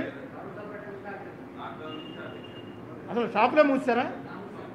షాపులు తెరుస్తారుగా, షాపులు ఇంకో 6 నెలలకు తెరుస్తారు. పోనీ ఎప్పుడైనా ఈ చేసేవాళ్ళు రేట్లు పెంచితే తగ్గిపోతుందిరా అనుకోవడం చాలా తప్పు. నేను లక్ష్మణ్ రెడ్డి గారు అన్న ఆయన్ని ఈ మద్యపాన నిషేధం కమిటీ చైర్మన్ అయ్యగానే ఆయనకి ఫోన్ చేసి ఆయనకు ఒకటే చెప్పాను, మీరు ప్రతి మీడియా అందరినీ పిలిచి కూర్చోబెట్టి వాళ్ళతో చెప్పండి, మీరు ఇచ్చే ప్రతి అడ్వర్టైజ్మెంట్లోనూ తంబాకు సిగరెట్లు కాలిస్తే ఎలా చచ్చిపోతారో ఇవన్నీ కీళ్లు చూపించి, క్యాన్సర్ చూపించి, పొగ చూపించి భయంకరంగా నెక్స్ట్ జనరేషన్ అనేవాళ్ళు సిగరెట్ కాల్చకుండా చేసేసారు. పూర్వం మేము రైల్లో వెళ్తూ సిగరెట్ కాల్చుకునే వాళ్ళం, బస్సులో వెళ్తూ సిగరెట్ కాల్చుకునే వాళ్ళం, పక్కన ఎవడన్నా పొగ పడదాయా నాకంటే వీళ్ళు వెనకాల కూర్చోనేవాళ్ళం. ఎందుకంటే సిగరెట్ కాల్చడం రైట్ అని. ఇప్పుడు రోడ్డు మీద సిగరెట్ కాలుస్తుంటే పారేయంటే పారేయాలి. మారిపోయింది సిస్టము. ఎందుకంటే కాల్చేవాడి కన్నా పక్క నుండి పీల్చేవాడికి ప్రమాదం ఎక్కువ. ఈ తాగుడు గురించి కూడా చూపించండి. బ్రెయిన్ ఎలా దెబ్బతింటుంది, లివర్ ఎలా దెబ్బతింటుంది, కిడ్నీస్ ఎలా దెబ్బతింటాయి, హార్ట్ ఎలా దెబ్బతింటుంది, రక్తనాళాలు ఎలా దెబ్బతింటాయి, మొత్తం అంతా కూడా టీవీ ఛానల్స్ కానీ పేపర్లో కానీ అడ్వర్టైజ్మెంట్ ఫ్రీగా ఇస్తారండి. పిలిచి గవర్నమెంట్ చెప్పింది అనుకోండి, పబ్లిక్ ఇంట్రెస్ట్లో మీరు ఫ్రీగా ఇవ్వాలి. ప్రతి అరగంటకి 5 నిమిషాలు 10 నిమిషాలు అడ్వర్టైజ్మెంట్స్ ఉంటాయి. అందులో ఒక 20 సెకండ్లు మాకు ఇచ్చాయి ఈ మద్యపాన నిషేధానికి. ఈ తయారు చేసేవాళ్ళు కూడా పెద్ద పెద్ద యాక్టర్స్ అందరినీ తీసుకొచ్చి ఫ్రీగా చేయండి అంటే ఫ్రీగా చేస్తారు. నెక్స్ట్ జనరేషను తాగడానికి వీలు లేకుండా తాగుడంటే అవర్షన్ వచ్చేలా చేయాలంటే అది మార్గం. ఇప్పుడు కూడా ఇంట్లో పెట్టుకుని కూర్చుని తాగుతుంటే కొడుకో కూతురు వచ్చి తాక్కని చెప్పాలంటే అడ్వర్టైజ్మెంట్ ప్రభావం వాళ్ళ మీద ఉంటుంది. ఇప్పుడు ఎవరో కూడా ఇంట్లో సిగరెట్ కాల్చలేకపోతున్నారు, పిల్లలు ఒప్పుకోట్లే. నువ్వు నిజంగా తాగుడు తగ్గించడానికి అవి పద్ధతులు కానీ ఆపేస్తే ఉందండి, నాటుసారా శుభ్రంగా కాచేస్తారు. కరోనా టైంలో కొట్లన్నీ కట్టేస్తున్నప్పుడు లీటర్ 300 ఇప్పుడు కొట్లు తెరిచాక లీటర్ 500 ఇదేంట్రా అని ఆశ్చర్యపోయి తగ్గాలి. కానీ పెరిగింది ఏంటంటే కొట్లు తెరిచిన తర్వాత ఈ రేటు చూసి మామూలుగా వెళ్ళి చీప్ లెక్క తాగేవాడు కూడా మా దగ్గరికి వచ్చి నాటుసారా ఇది అవుతున్నాడండి. 180 రూపాయలు ఉండేది 230 రూపాయలు చేశారు. అంతంత డబ్బు పెట్టి ఎక్కడ తాగుతాడు? మా దగ్గర వాడి దగ్గర రేటు పెంచాడు. లీటర్ 500 అంటే 200 ml ఎంత అయింది? 100 రూపాయలు అయింది అంతే కదా. 100 రూపాయలకి ఒక క్వార్టర్ బాటిల్ వస్తుంది. అదే అక్కడైతే 230 రూపాయలు అయింది. డిస్కౌంట్లు కూడా ఉన్నాయట. నాకన్నా మీకే ఎక్కువ తెలుసు. దీన్ని ఎలా చేయాలన్న దాని మీద చేయడం అనేది పెద్ద కష్టమైన విషయం కాదు. రేటు పెంచితే తాగుడు ఆగిపోతుంది అనుకున్నది మాత్రం కరెక్ట్ కాదు. సరే రేటు పెంచాం, రెవెన్యూ వస్తుంది, రెవెన్యూ అవసరం, రేటు పెంచాం అనుకుంటే పక్క స్టేట్లోంచి రాకుండా ఆపగలిగినటువంటి కెపాసిటీ ఉండాలి. తర్వాత మనకి ఇక్కడ అమ్ముతున్న బ్రాండ్లు ఏంటి? ఈ బ్రాండ్లు ఇక్కడ తప్ప ప్రపంచంలో ఎక్కడ ఉండవు. Boom boom, jam jam, Andhra top. ఎవర్రా ఈ బ్రాండ్లన్నీ చూస్తే ఒకటేమో కసింకోట్లో తయారవుతుంది, దాని మీదే ఉంటుంది. ఒకటి చాగలలో తయారవుతుంది, ఒకటి కర్నూలులో తయారవుతుంది. ఇంత పూర్వం ఏదో మెక్డౌల్ విస్కీస్, కోడైస్, మోహన్ మికెన్స్ ఏవో కంపెనీలు ఉండేవి, బకాడి ఏవో కంపెనీలు. ఏవో గొప్ప కంపెనీలు ఏమో అవి ఇలాంటివి ఉండొచ్చు. ఏవో కంపెనీలు బ్రాండెడ్. ఇప్పుడు వేళ ఆ కంపెనీలకు సంబంధించినవి ఇక్కడ ఆంధ్రప్రదేశ్లో లేవు. ఎందుకు లేవు? మీరు రేటు పెంచి అమ్ముతాం మేము అని అనొచ్చు, తప్పులేదు. వాళ్ళు అమ్మచ్చుగా వచ్చి అదే రేటుకి వాళ్ళు అమ్ముతారు కదా. వాళ్ళని ఎందుకు అలౌ చేయట్లేదు? ఎందుకు పెద్ద కంపెనీలు ఆంధ్రాలో వచ్చి అమ్మటానికి సిద్ధపట్టలేదు, లేదా రానివ్వట్లేదు గవర్నమెంట్? ఎందుకు ఈ చీప్ లెక్కరు ఇక్కడ ఉన్నటువంటి వాళ్ళు ఈ పక్కన వాడు ఆ పక్కన వాడు మీకు ఇస్తున్నాడు? ఎందుకు మీ రేటు వాళ్ళ రేటు కన్నా ఎక్కువ? ఇవి కూడా నాకు ఆర్టీఐ కింద వచ్చేస్తుంది. ఆర్టీఐ కింద రాగానే మళ్ళీ వివరాలతోటి దీన్ని కూడా గవర్నమెంట్కి జగన్మోహన్ రెడ్డి గారికి రాస్తాను. అలాగే ఏసీబీ వాళ్ళు ఎవరో కన్సర్న్ వాళ్ళకు కూడా రాస్తాను. ఎందుకంటే నా మీద ఈ మధ్య చంద్రబాబు నాయుడు గారి అభిమానుల తాకిడి చాలా ఎక్కువైపోయింది. నేను ఇంతకుముందు అనుకునేవాడిని, ఏముంది నాకు మహా ఉంటే 500-600 మంది ఫ్రెండ్స్ ఉంటారు, వాళ్ళ ఫ్యామిలీస్ ఎంపీని కాబట్టి 10 మందికి పూర్వాశ్రమంలో తెలుసున్న వాళ్ళు. మనం ఏమైనా ప్రెస్ మీట్ పెడితే 1000 మంది చూస్తారు. ఇది చూస్తే మిలియన్స్లోకి వెళ్ళిపోతుంది. ఏంటో మిలియన్స్లోకి వెళ్ళిపోవడానికి ఏంటిది అంటే, చూస్తున్న వాళ్ళంతా ఎవరు? చంద్రబాబు నాయుడు గారి అభిమానులు. అప్పుడు వాళ్ళే చూశారు, ఇప్పుడు వాళ్ళే ఎక్కువ చూస్తున్నారు. ఇప్పుడు ఏంటంటే వాళ్ళ గ్రీవియన్స్, మేము ఎప్పటి నుంచో చెప్తున్నాం, నువ్వు జగన్మోహన్ రెడ్డికి గోస్ట్వి, నువ్వు జగన్మోహన్ రెడ్డి కోసమే ఇండైరెక్ట్గా బయట ఉన్నట్టుగా పనిచేసావు, అందుకే ఇప్పుడు జగన్మోహన్ రెడ్డికి ఏం చేస్తున్నావు నువ్వు మాట్లాడట్లేదు. వాళ్ళందరికీ నేను ఒకటే విజ్ఞప్తి చేస్తున్నాను, నేను జగన్మోహన్ రెడ్డి మీద నాకు అభిమానం ఉంది, రాజశేఖర రెడ్డి కొడుకు, నాకేం లేదండి నేను ఎప్పుడు చెప్పలే. రాజశేఖర రెడ్డి కొడుకు ఖచ్చితంగా నాకు పరిచయం ఉన్న వాళ్ళ మీద నాకు అభిమానం ఎందుకు ఉండదు? కానీ ఈవేళ రాజశేఖర రెడ్డి కొడుకు ఆయన ఎంతైతే ఆంధ్రప్రదేశ్ ముఖ్యమంత్రి ఎంత అయ్యాడు. ఆంధ్రప్రదేశ్ ముఖ్యమంత్రి నాకేం దగ్గర కాదు. ఈ రాష్ట్రంలో జరుగుతున్నటువంటి చంద్రబాబు నాయుడు గారి టైంలో ఎలా అయితే ప్రెస్ మీట్లు పెట్టి చెప్పేవాడో ఇప్పుడు అంతకన్నా గట్టిగా చెప్తాను. అయితే ఆయన పట్టించుకోలేదు, ఈయన పట్టించుకోలేదు అనుకోండి, అదేం పెద్ద విచిత్రం కాదు. ఏమో ఎందుకు పెడుతున్నాడో నాకు తెలియదు, ఎందుకు చూపిస్తున్నారో మీకు తెలియదు, ఎందుకు చూస్తున్నారో చూసేవాళ్ళకి తెలియదు. నాకు ఉన్నటువంటి వ్యసనం అనుకోండి, తెలుసున్న ఒకే ఒక విద్య అనుకోండి, రాజకీయంలో ఉన్నాను కాబట్టి నేను ఇలా మాట్లాడుతూనే ఉంటాను. మీరు ఎప్పుడైతే చూపించడం మానేశారో మాట్లాడడం కూడా మానేస్తాను. ఇంకొక ముఖ్యమైనటువంటి విషయం, మొన్న రాజేంద్రనాథ్ రెడ్డి గారిది బడ్జెట్ పెడుతుంటే మొత్తం చూశాను. ఆయన అందులో ఒక మంచి మాట చెప్పాడు. ఎలాగండి ఈ ఆర్థిక పరిస్థితుల్లో ఎలాగ మనం మీరు చెప్పిన ప్రామిస్లన్నీ తీసుకెళ్ళి ఇంప్లిమెంట్ చేయడానికి రెవెన్యూ లేదు, ఎలా ఏం చేయాలి అని చెప్పి ముఖ్యమంత్రి గారి దగ్గరికి వెళ్తే ముఖ్యమంత్రి గారు మాట చెప్పాట, నెల్సన్ మండేలాని గుర్తు తెచ్చుకో, కమిట్మెంట్ ఉన్నవాడు, నిజమైన కమిట్మెంట్ ఉంటే ఎలాంటి అవరోధాలనైనా ఎదుర్కొని ఆ పని సాధించగలడు అని చెప్పి ఆయన చెప్పాడని నేను కోట్ చేశాడు. ఆయన రాజేంద్రనాథ్ రెడ్డి స్పీచ్లో అది బోల్డ్ లెటర్స్లో రాశారు. నేను కరెక్ట్గా అదేనా కాదని మళ్ళీ ఆయన స్పీచ్ చదివాను, బోల్డ్ లెటర్స్లో రాశాను. చాలా మంచి ఎగ్జాంపుల్ చెప్పాడు. ఎందుకంటే నెల్సన్ మండేలా ఈ జనరేషన్లో మనకి తెలుసున్న one of the greatest leaders. ఎందుకంటే గాంధీ గారు చచ్చిపోయేటప్పటికి మనం పుట్టలేదు. నెల్సన్ మండేలాకి భారతరత్న కూడా ఇచ్చాం. అక్కడెక్కడో ఆఫ్రికా ఆయన తీసుకొచ్చి భారతరత్న ఇచ్చాం, నోబెల్ ప్రైజ్ వచ్చింది. కానీ ఆయన జీవితంలో ఇంకొకటి ముఖ్యమైన సంఘటన మిస్ అయి ఉండడు జగన్మోహన్ రెడ్డి. ఎందుకంటే ఇది చాలా అందరు లీడర్స్ చెప్తారు, ఇది కమిట్మెంట్ ఉండాలండి, ఉంటే ఇదని ఏ లీడర్ అన్నా సరే ఏదో సందర్భంలో చెప్పే ఉంటాడు. నెల్సన్ మండేలా జీవితంలో అతి ముఖ్యమైనటువంటి సంఘటన, ఆ సంఘటన ఖచ్చితంగా జగన్మోహన్ రెడ్డి గారు చదివే ఉంటాడు. అది నేను దాన్ని గుర్తు చేస్తున్నా. నెల్సన్ మండేలా 27 ఏళ్ళు జైల్లో ఉన్నాడు. 27 ఏళ్ళు జైలు అంటే మనకి జగన్మోహన్ రెడ్డి గారు జైల్లో ఉన్నట్టు, లేకపోతే గాంధీ గారు జైల్లో ఉన్నట్టు, లేకపోతే ఇంకొక హర్షద్ మెహతా జైల్లో ఉన్నట్టు, మన చార్లెస్ శోభరాజు ఉన్నట్టు సత్తా అన్నీ జరుగుతాయండి మాకు పొలిటీషియన్స్ కాబట్టి మా ట్రీట్మెంట్ వేరు. అలాగ కాదు, 27 ఏళ్ళు లోపల పెట్టి రోజు బాధటమే. వైట్ వర్సెస్ బ్లాక్, ఈయన బ్లాక్ లీడర్, చెతక్ కొట్టేయడం, కోపం వస్తే తీసుకెళ్ళి గొయ్యి తవ్వించేవారట. ఎవరి కోసం అండి గొయ్యి అంటే, నీకెలా కోల్చుకుని తవ్వు, నిన్నేసి కప్పెట్టడానికి. గొయ్య తవ్వుతున్నంతసేపు వణుకుతూనే ఉండేవాడు నిజంగా. ఎందుకంటే నిజంగా చెప్పేసేవారు, నన్ను కప్పెట్టడానికే తవ్విస్తారా ఇదని. మధ్యలో దాహం వేసిందిరా అంటే ఉచ్చపోసేవారు మొహం మీద, తాగని మూత్రం పోసేవారు. ఆయన అలా తుడుచుకుంటూ ఏం చేస్తాడు, జైలు అలాంటివి. వైట్స్ జైల్లో ఒక బ్లాక్ లీడర్ భయంకరమైనటువంటి కష్టాలు పడి, నాకు మహాత్మా గాంధీ అయిన ఆదర్శం అని చెప్పి ఆయన పార్టీకి కూడా కాంగ్రెస్ అని పేరు పెట్టుకుని మొత్తానికి ప్రపంచమంతా ఆయన సపోర్ట్ చేసే పరిస్థితి తెచ్చుకుని ఆ దేశానికి ప్రెసిడెంట్ అయ్యాడు. ప్రెసిడెంట్ అయిన కొన్నాళ్ళకి మొత్తం సెక్యూరిటీ అందరూ కలిసి ఓ పెద్ద హోటల్లోకి వెళ్ళారు.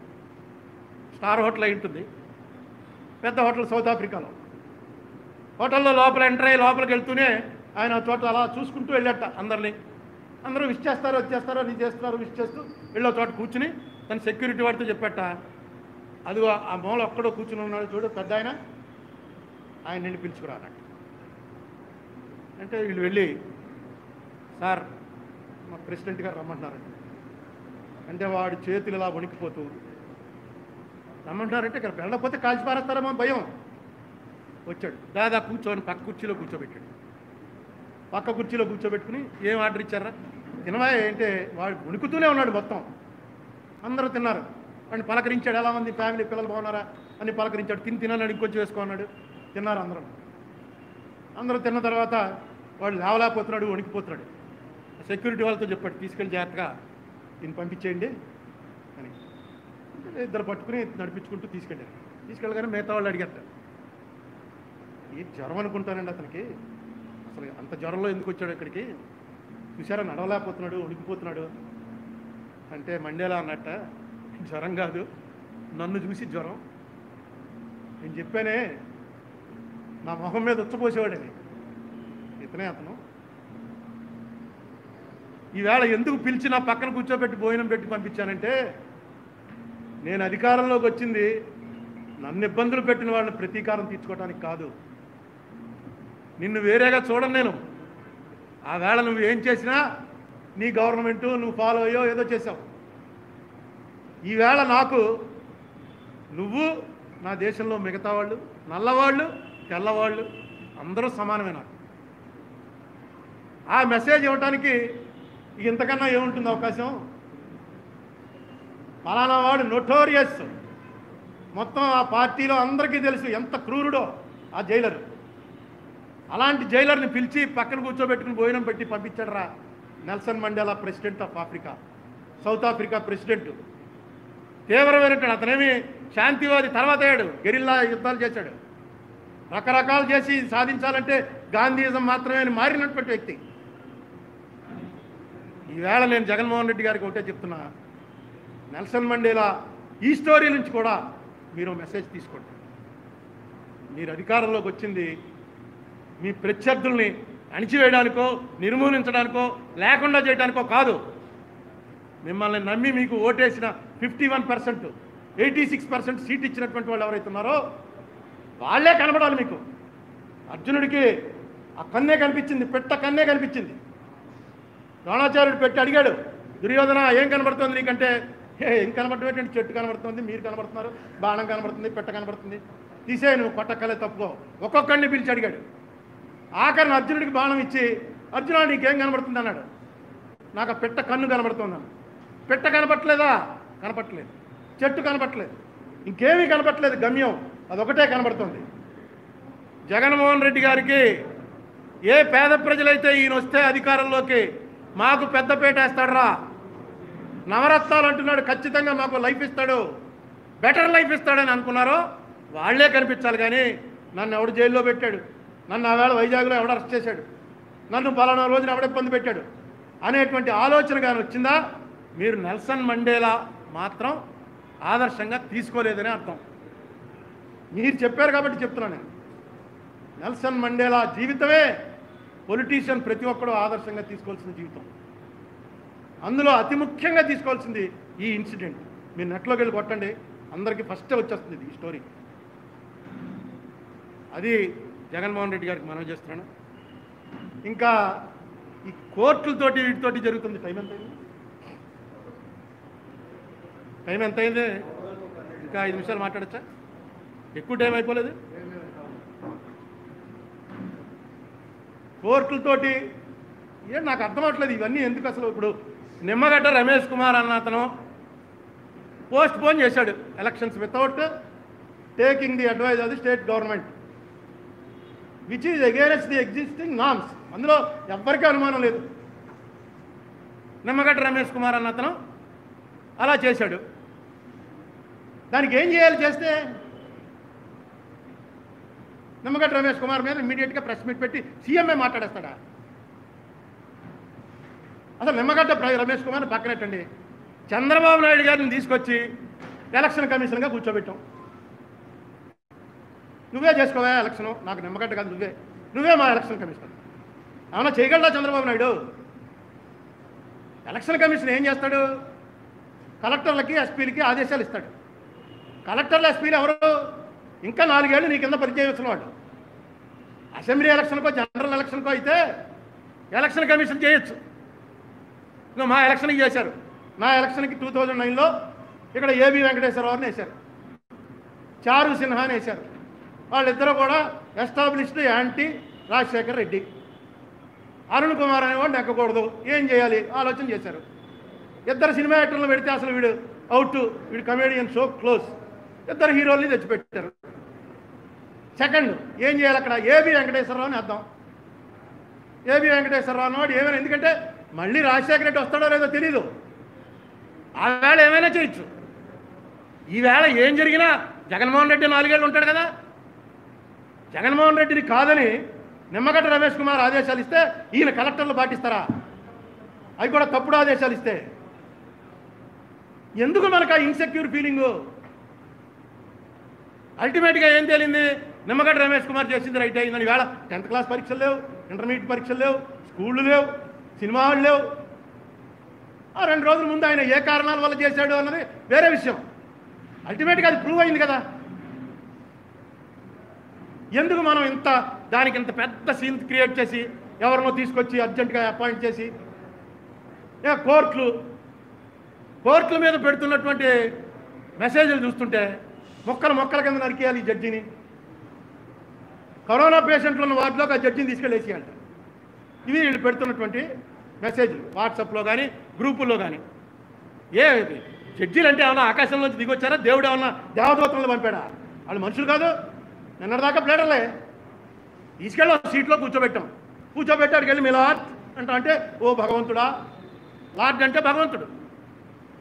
మనమే ఒక సిస్టమ్ తయారు చేసుకుని ఆ సిస్టంలో నిన్నటిదాకా ఆ లాయర్ గారికి కేసు ఇస్తే ఎంత అబద్ధాన్ని ఉన్న నిజం చేసేయగలరా అని పెద్ద పేరున్న లాయరు తీసుకెళ్ళి జడ్జి సీట్లో కూర్చోబెట్టాం.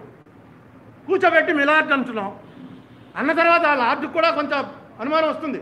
నిజమే కదా, నన్ను మిలార్డ్ అంటున్నారు, నేను తప్పులు చేయకూడదు, నేను కరెక్ట్ జడ్జిమెంట్ ఇవ్వాలి. వీలైనంత వరకు జడ్జీలు కరెక్ట్గానే ఇస్తారని నేను అనుకుంటున్నాను.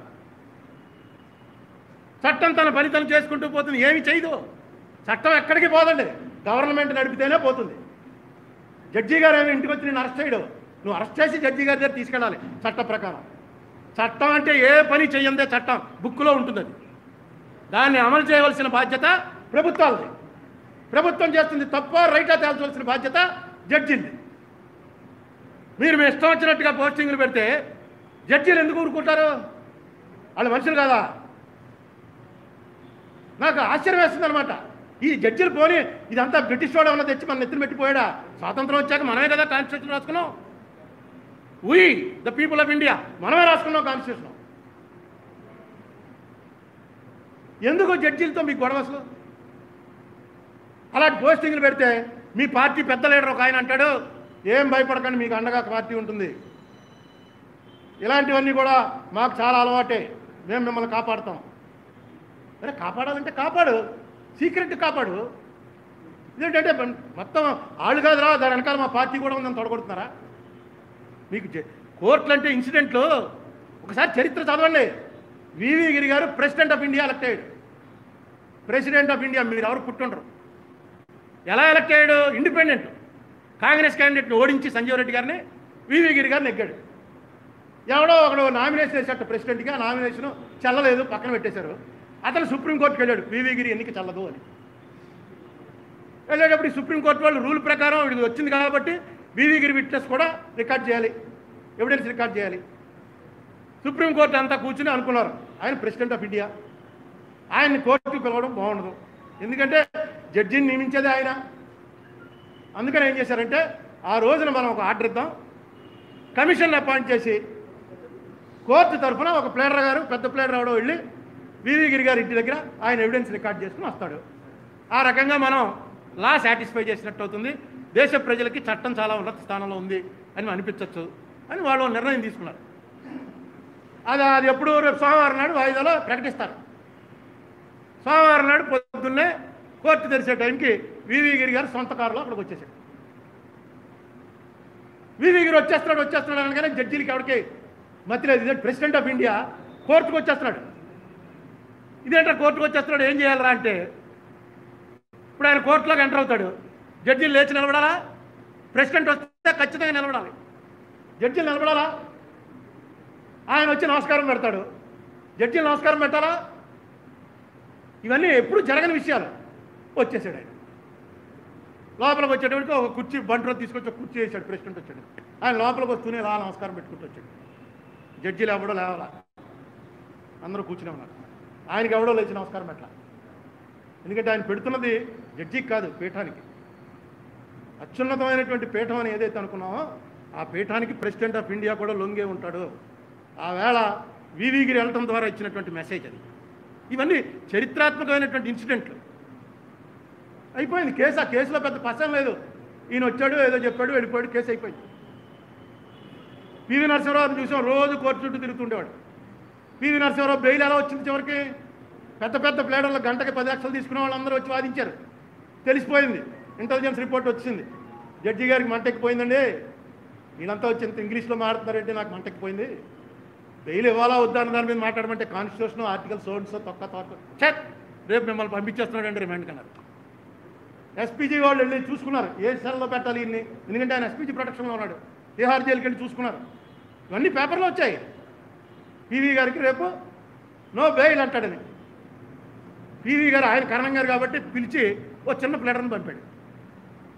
సరిగ్గా ఆయన ఇంకా నో బెయిల్ అంటాడన్న టైంకి ఆ ప్లేడర్ గారు, మామూలు ట్రైల్ కోర్టు ప్లేడర్ గారు వెళ్ళి, అయ్యా పివి నరసింహారావు ప్రధానమంత్రి చేశాడు, ఆయన బీపీ ఉంది, షుగర్ ఉంది, పెద్దవాడు, హార్ట్ ఆపరేషన్ కూడా చేయించుకున్నాడు, ఇప్పుడు జైలుకి పంపించకండి అయ్యా, మీరు ఎప్పుడు పిలిస్తే అప్పుడు వస్తాం, బెయిల్ మంజూరు. ఏంటి జడ్జి గారిని ఇగో హత్య చేస్తే వాళ్ళు మనుషులే, కోర్టుతో ఎలా వ్యవహరించాలి నేను ఇంకా మన అందరికీ తెలుసుందని కూడా చెప్తాను. వంగవీటి రంగాతోటి నేను ఒక మీటింగ్కి బయలుదేరాం విజయవాడ నుంచి. వంగవీటి రంగా అంటే అప్పుడు రంగా అంటే జనం వచ్చేవారు, సినిమా యాక్టర్ కన్నా ఎక్కువ వచ్చేవారు. మన రాజమండ్రి మీరు కూడా చూశారు, అదొక దశ, పెద్ద జనాభా కుమ్ముకుంటూ జనం వచ్చేవారు, రంగా రంగా రంగా రంగా అని. అంత పేరు వచ్చేసింది. ఎమ్మెల్యే అప్పుడు సిట్టింగ్ ఎమ్మెల్యే ఎన్టీ రామారావు వేవును ఎదుర్కొని ఎక్కాడు విజయవాడ నుంచి. ఆయన ఏదో మీటింగ్ వెళ్దామంటే నేను విజయవాడ వెళ్ళాను, ఇద్దరం కలిసి బయలుదేరాం. దారిలో వెళ్తూ కోర్టులో వాయిదా ఉంది. ఆ వాయిదా 5 నిమిషాలండి, వెళ్ళి వాయిదా ఇచ్చుకుని వెళ్ళిపోదాం అన్నారు. నేను కూడా సరదాగా కోర్టులోకి వెళ్ళాను. ఈయన వెళ్ళి ఆయనతో పాటు ఇంకా 5-6 ఉన్నారు ముద్దాయిలు, ఈయన ముద్దాయి. వాళ్ళంతా మామూలుగా నిలబడ్డారు. ఈయన ఇలాగే ఉన్నాడు. జడ్జి గారు మామూలుగా సెక్షన్ 171 కేసు 171 అయిపోయింది, కాలింగ్ అయిపోయింది, వాయిదా ఇస్తారు, దిగి వచ్చాడు. వచ్చి కారెక్కాం. కారెక్కిన తర్వాత నేను అడిగాను, ఏమండి ఏంటి అంత యాక్షన్ చేయాలి, అంత ఓవర్ యాక్షను, ఏదో అలా చేతులు కట్టుకుని అతి అమాయకుల్లాగా అంటే ఆయన అన్నాడు, మీకేం పోయిందండి, ఎవడరా ఈ రంగా రౌడీటని చూసి మనం కానీ కొంచెం ఎలా ఉన్నాం అనుకోండి, పక్కన పెట్టి సాయంత్రం చూద్దాం అన్నాడంటే సాయంకాలం దాకా ఇక్కడ కూర్చోవాలి, అతనికి ఏం పెద్ద కక్ష ఉండక్కర్లేదు, ఏంటి తలగరేస్తున్నాడు పెద్ద రౌడీటా అని ఏ ఇంప్రెషన్లో ఉన్నాడో, ఎందుకు వచ్చింది, మిగతా వాళ్ళ మీద ఎవరో వాళ్ళ పేర్లు కూడా తెలియదు, నా పేరు తెలుసు కదా, నేను వినయంగా ఉంటే అందరూ పోతాం అందరూ. ఇది చాలా ప్రాక్టికల్గా ఎవరితోటి ఎలా బిహేవ్ చేయాలి అన్నటువంటి ఒక చాలా సింపుల్ విషయం. కోర్టుతోటి ఎలా బిహేవ్ చేయటం, వెంటనే మీరు ఆంతరంగికంగా మీటింగ్ పిలిచి చెప్పండి. అసలు కోర్టుతో మీకు కూడా ఏంటి, ఎలక్షన్ కమిషన్తో మీకు కూడా ఏంటి, మీకు పబ్లిక్ తోటి వ్యవహారం. పబ్లిక్ ఇప్పటివరకు ఆంధ్ర రాష్ట్రంలో ఒక్కడో పోటీ చేస్తే ఎంత మెజారిటీ ఎవరికి ఇవ్వాల, దాన్ని ఎలా కాపాడుకోవాలో చూసుకోండి. ఇది శాశ్వతం అని మాత్రం అనుకోకండి. చంద్రబాబు నాయుడు గారు అలాగే అనుకున్నాడు. ఇది శాశ్వతం అనుకుంటే మాత్రం చెక్ పని పేలిపోతుంది. ఇది ఈ 5 ఏళ్లే, ఇంకున్నది 4 ఏళ్లే. ఈ 4 ఏళ్లలో నేను ఏం చేయగలను? రాజశేఖర రెడ్డి పక్కన ఫోటో కావాలన్నా ఫోటో అన్నారు. ఆ ఫోటో కావాలంటే ఏం చేయాలి, ఏ కార్యక్రమాలు చేయాలి, అవినీతి అరికట్టాలంటే ఏంటి పందా, ఏ పందా తీసుకోవాలి, మన వల్ల సాధ్యమవుతుందా, ఇవన్నీ ఆలోచన చేయాల్సినటువంటి అవసరం ఉంది.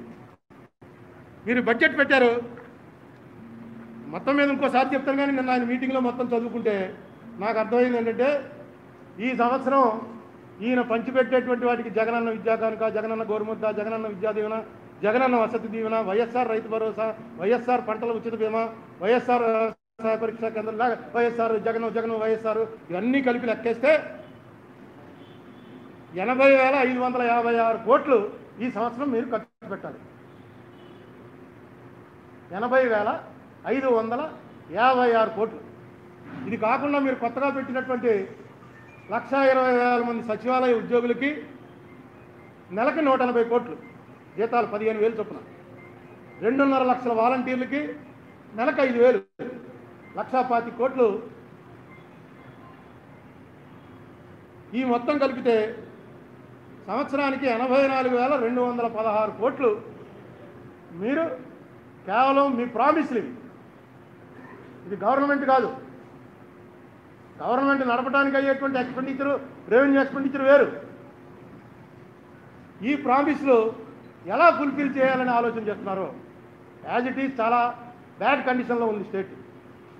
కేంద్రం మనకన్నా దరిద్రంలో ఉంది. కేంద్రం నుంచి వచ్చేవన్నీ కూడా తగ్గిపోతాయి. రాష్ట్రం నుంచి రావడానికి ఏం లేవు, ఆదాయం లేదు. ఈ లిక్కర్ ఆదాయం, పెట్రోల్ ఆదాయం తప్ప ఏముంది? ఈ ఆదాయం మనకు అది జీతాలు ఇవ్వడానికి సరిపోతుందా? ఆల్రెడీ రెవెన్యూ లాస్ 27,000 కోట్లు చూపిస్తారు. రెవెన్యూ లాస్ అంటే తెలుసుగా మీకు అందరికీ చాలాసార్లు చెప్పాను. రెవెన్యూ డెఫిసిట్, ఫిస్కల్ డెఫిసిట్కి తేడా ఏంటంటే, రెవెన్యూ డెఫిసిట్ అంటే మీకు 1,000 రూపాయలు జీతం, 1,000 రూపాయల జీతంలో ఇంటద్ది 200 రూపాయలు, స్కూల్ ఫీజులు 200 రూపాయలు, మీరు ఆఫీస్కి వెళ్ళి రావడానికి అయ్యేటువంటి ఖర్చు 100 రూపాయలు, మీ పిల్లలకి స్కూల్కి వెళ్ళి రావడానికి బస్సు ఖర్చు 200 రూపాయలు, ఇంట్లో భోజనం చేయడానికి అయ్యేటువంటి ఖర్చు 300 రూపాయలు. ఈ 1,000 రూపాయలు రెవెన్యూ ఖర్చులు. ఇవి ఎట్టి పరిస్థితిలో తగ్గవు. మీ జీతం 800 అయిందనుకోండి, మీకు 200 రూపాయలు రెవెన్యూ డెఫిసిట్. అంటే ఇల్లు గడవదు, అప్పు చేసి గడపాలి. రెవెన్యూ డెఫిసిట్లో ఎప్పుడు కూడా స్టేట్ ఉండకూడదు. కాంగ్రెస్ పరిపాలన చేసినప్పుడు ఎప్పుడు కూడా రెవెన్యూ డెఫిసిట్ ఉండేది కాదు. ఎందుకంటే హైకమాండ్ ఒప్పుకోదు, రెవెన్యూ డెఫిసిట్తో బడ్జెట్లు ఒప్పుకోరు. సరే ప్రాంతీయ పార్టీలు వచ్చిన తర్వాత అప్పు చేస్తాం, ఇంకోటి చేస్తాం, ఏదో ఒకటి చేస్తాం అంటారు. ఫిస్కల్ డెఫిసిట్ అంటే ఏంటంటే ఇందులోనే ఒక ఇల్లు కొనుక్కున్నాం, ఆ ఇంటికి ప్రతి నెల 1000 రూపాయలు కడుతున్నాం. ఇంకో చోట ఒక స్కూటర్ కొనుక్కున్నాం, స్కూటర్కి బ్యాంకుకి నెలకి 1000 రూపాయలు కడుతున్నాం. మనకు వచ్చేటువంటి 3000లో ఈ 2000 కలుపుకుని చూసుకుంటే మనకు 800 రూపాయలు డెఫిసిట్ వచ్చింది. దాన్ని ఫిస్కల్ డెఫిసిట్ అంటారు. ఎందుకంటే 2 ప్రాపర్టీస్ ఉన్నాయి మీకు. ఈ డెఫిసిట్కి మింజువలే ఒక ఇల్లు ఒకటి మీ పేరున వస్తుంది, ఒక స్కూటర్ ఒకటి మీ పేరున వస్తుంది. వాటికి కూడా డబ్బు కడుతున్నారు. కాబట్టి దీనివల్ల మొత్తం మీద వచ్చే డెఫిసిట్ ద్రవ్య లోటు అంటే మొత్తం మీద వచ్చే డెఫిసిట్, రెవెన్యూ లోటు అంటే మనకు వచ్చే ఇన్కమ్, మన కనీస ఖర్చులు. ఇప్పుడు ఇవన్నీ కూడా కనీస ఖర్చులే. ఈ 84,000 కోట్ల రూపాయలు ఇది క్యాపిటల్ ఎక్స్పెండిచర్ కాదు. ఇది ఇల్లు కొనుక్కోవడమో స్కూటర్ కొనుక్కోవడమో కాదు. ఇది మన ఇంట్లో మనమే రోజు ఒక్కొక్కరితో తినేవాళ్ళం, 2 కూరలతో తినడం, ఆకులు తీసేసి కంచాలు కొనుక్కుని పట్టడం, ఇలాంటివన్నీ చేయడానికి కోసం పెట్టినటువంటి డబ్బు. ఈ డబ్బు ఎలా మేనేజ్ చేయదలుచుకున్నారు, ఎలా ఇవ్వదలుచుకున్నారు?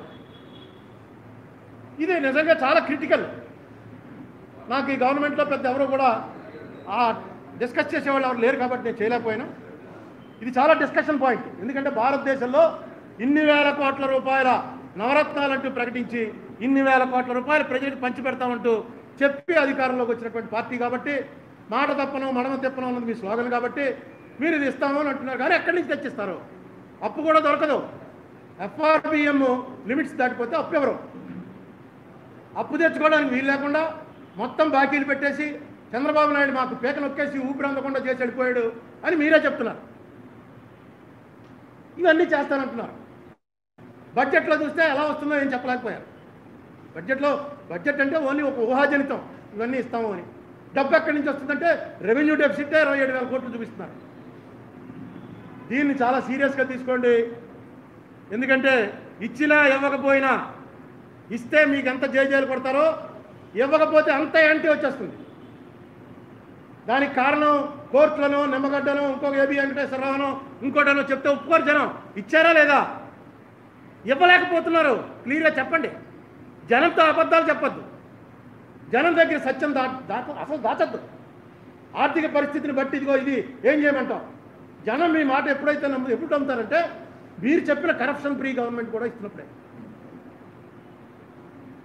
అందుకనే మీరు ఇందాక మండేలా చెప్పినట్టుగా ఎవరితోటి కూడా తగ్గు పెట్టుకోకండి.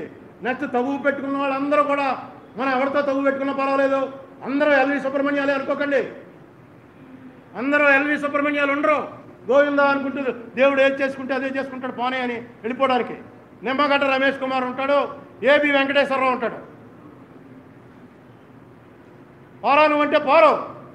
వాళ్ళకి వెనకాల ఉంది, దన్నుంది. వాళ్ళు కూడా చాలా కాలం పరిపాలించినటువంటి వాళ్ళు. వ్యవస్థల మీద గ్రిప్ తెచ్చుకునే ప్రయత్నం చేయండి, వ్యవస్థలతో శత్రుత్వం పెట్టుకునే ప్రయత్నం చేయకండి. ఏ పాయింట్ అయినా సరే దీంట్లో మనకు లాభం ఎంత నష్టం ఎంత, ప్రజలకు వచ్చే లాభం ఎంత నష్టం ఎంత అనేది ఆలోచించండి.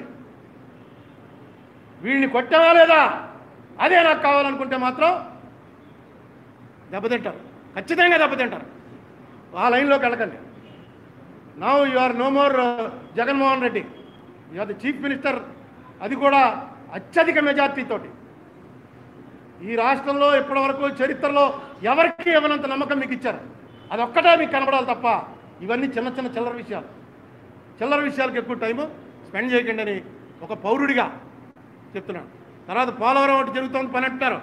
పోలవరంలో నిర్వాసితులకు మీరు వచ్చి ఎవరైతే గిరిజనేతరులు నష్టపోయారో వాళ్ళకి ఎకరానికి 5 లక్షలు చొప్పున ఇస్తాను అని ప్రకటించారు. నేను అది కూడా నోట్ చేసి పెట్టుకున్నాను. పోలవరం మీద నేను ఇదే చోట దాదాపు ఒక 50 ప్రెస్ మీట్లు పెట్టాను. 50 రకాల డౌట్లు వెలిపుచ్చాం. ఆ డౌట్లు కూడా ఏమీ అడ్రస్ చేయలేదు.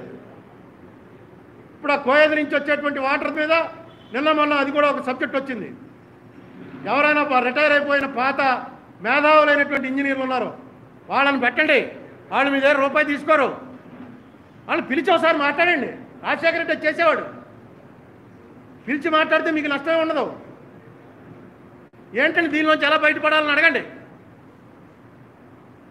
ఒక వ్యక్తితోటి మాట్లాడటం వల్ల మీకేమీ నష్టం రాదు.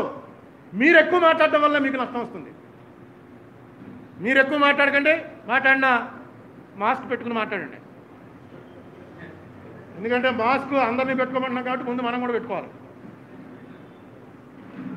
ఏమన్నా అడుగుతారా? అయ్యా ఇంకోటి మర్చిపోయాను, ఒకటే బొమ్మూరు తొర్రేడు శాటిలైట్ సిటీ ధవళేశ్వరంలో 4000 ఇళ్ళు ఖాళీగా ఉన్నాయండి. ఎందుకు ఖాళీగా ఉంచారు? అలాట్మెంట్ కూడా అయిపోయింది కదా, ఏదో లాటరీలో అలాట్మెంట్ అయింది కదా. అరే ముందు ఇచ్చేస్తారా ఇది కూడా? ఎందుకంటే అలాట్మెంట్ కూడా అయిపోయాయి. ఓకే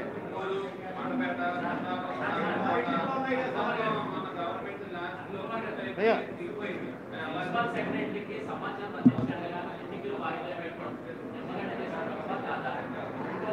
ఖచ్చితంగా మనకున్న, నేను ఇందాక ఆల్రెడీ చెప్పాను, ఖచ్చితంగా నిమ్మగడ్డ రమేష్ కుమార్ స్టేట్ గవర్నమెంట్ తోటి సంప్రదించకుండా ఎన్నికలు వాయిదా వేయటం అనేది తప్పు.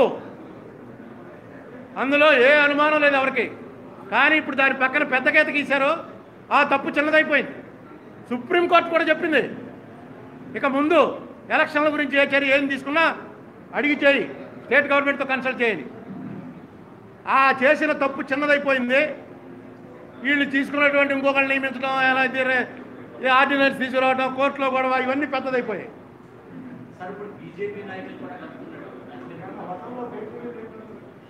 అది నిన్న హోటల్లోది, అసలు ఆ హోటల్లో ఆ సీసీ రికార్డింగు ఎలా బయటకు వచ్చింది? నా లైన్ ఎప్పుడు అలా పోతుంది. మన విజయసాయిరెడ్డిని దింపేశారు, అందరూ విజయసాయిరెడ్డిని దింపేశారు అన్నారు. విజయసాయిరెడ్డి గారు నేనే దిగిపోయాను అన్నాడు. నాకు వచ్చిన డౌట్ ఏంటంటే, అసలు ఆ క్లిప్పింగ్ పబ్లిక్ ఎలా వచ్చింది? ఎవరు రిలీజ్ చేశాడు? చీఫ్ మినిస్టర్ గారు ఇంటి దగ్గర తీసుకునేవాడు చీఫ్ మినిస్టర్కి కావాల్సిన వాడు ఉంటాడు. చీఫ్ మినిస్టర్ కావాల్సిన ఒక కెమెరానే అలో చేస్తారు. ఇలాగ మీరు అందరూ రావడానికి ఉండదు. అంటే ముఖ్యమంత్రి గారి ఆంతరంగిక కెమెరా నుంచి విజయసాయిరెడ్డి గారు దిగిపోవడం ఎవరు లీక్ చేశారు? ఎవరు ఆ లీక్ చేసిన వాడిని ఏమన్నా అడిగారా? ఎవరు చెప్తే లీక్ చేశావు? ఎందుకంటే మీరెందుకు చేస్తారు? చెప్తేనే లీక్ చేస్తారు. ఏం జరుగుతుంది అంతఃపురంలో అని ఊరికే డౌట్స్. అలాగే నిన్న నిమ్మగడ్డ 2 రోజులు బాగానే ఉంటుంది సర్క్యులేషన్, దాని మీద ఏముంది, కలుస్తారు. అతని పార్టీయే కదా, అంతా ఒకటే పార్టీ. ఏదైనా ప్రతిపక్షం విజయసాయిరెడ్డిను నిమ్మగడ్డ కలిస్తే అప్పుడు అది పెద్ద న్యూస్ అవుతుంది. లేదా గవర్నమెంట్లో ముఖ్యమైనటువంటి వాడు ఎవరైనా వెళ్ళి కలిస్తే అప్పుడు న్యూస్ అవుతుంది. వాళ్ళిద్దరూ కలిసే ఉన్నారు కదా, కామినేని ఆయన కలిసే ఉన్నారు. రఘురామకృష్ణరాజుది వేరు, అది పార్టీ అంతర్గత వ్యవహారం. రఘురామకృష్ణరాజు నాకు ఫ్రెండ్ కాబట్టి నేను ఆయన గురించి ఏం చెప్పలేను. కానీ ఇవన్నీ ఎప్పుడు ఉంటాయి. రాజశేఖర రెడ్డి మీద రోజుకో దస్తా వచ్చేవి కంప్లైంట్లు. ఏఐసీసీ నేను వర్కింగ్ కమిటీలో ఉండేవాడినప్పుడు రోజుకో దస్తా వచ్చేవి. ఏమంటే ఇప్పుడు ఇవన్నీ కూడా సెట్ చేసుకెళ్ళటం అనేదే పార్టీ నాయకత్వం యొక్క సమర్థత. నేను ఎన్నోసార్లు చెప్పాను, మళ్ళీ చెప్తున్నా, ప్రభుత్వం నడపటం అనేది ఎవడన్నా, మనలో ఎవడు సీఎం అయినా నడపచ్చు. పార్టీ నడపటం అనేది చాలా కష్టం. ప్రభుత్వం నడపడానికి పెద్ద యంత్రాంగం ఉంది. అంతమంది ఐఏఎస్లు, ఐపీఎస్లు, రూల్స్, ఒక 500-600 మంది అడ్వకేట్స్, మన స్టాండింగ్ కౌన్సిల్స్, ఇంత పెద్ద సరంజామాతోటి నడుస్తుంది ప్రభుత్వం. పార్టీ అందులో ప్రాంతీయ పార్టీ అంటే జగన్మోహన్ రెడ్డి ఎవరితో ఉన్న పొరపాటును బుధమించేసాడు అనుకో, రేపు నుంచి వాళ్ళ పేడ అమ్మేయడం వస్తాడు. ఎవరినైనా చిరాగ్గా ఉండి అర్జెంటుగా టాయిలెట్కి వెళ్ళే దాంట్లో అని చెప్పేసి లోపల పగిస్తాడు అనుకో, పోయింది వీడు గాలి తీస్తారండి. చూసాం, మేము అందరం చూస్తున్నాం కదండి. నమస్కారం పెడితే మొహం కూడా తప్పకుండా పరిగెత్తుకుపోయాడు. ఏమో ఆయన టాయిలెట్ అర్జెంటే పోయాడేమో. పార్టీ నడపడం చిన్న విషయం కాదు. జగన్మోహన్ రెడ్డి ఆ పార్టీ అందరూ నాతో ఉంటారనుకుంటున్నాడేమో. చూస్తున్నాంగా టీవీలో, నిన్నటిదాకా బండబూతులు తిట్టినవాడు ఈవేళ పొగుడతారు, ఈవేళ బండబూతులు తిట్టినవాడు రేపు పొగుడతాడు. పైపెచ్చి ఏమంటారంటే ఆ పార్టీకి అప్పుడు అలా రాసిచ్చారండి, ఇప్పుడు ఈ పార్టీ ఇలా రాసిచ్చారండి. ఎవడో రాసివ్వడం. నేను చాలాసార్లు నా పార్టీ తరఫున నేను ఎవడో రాసివ్వడం. పైవాడికి ఏది ఆనందం కలిగిస్తుందో అదే చెప్తాం అంతే. తూకం కరెక్ట్గా ఉండేలాగా మాట్లాడతాం.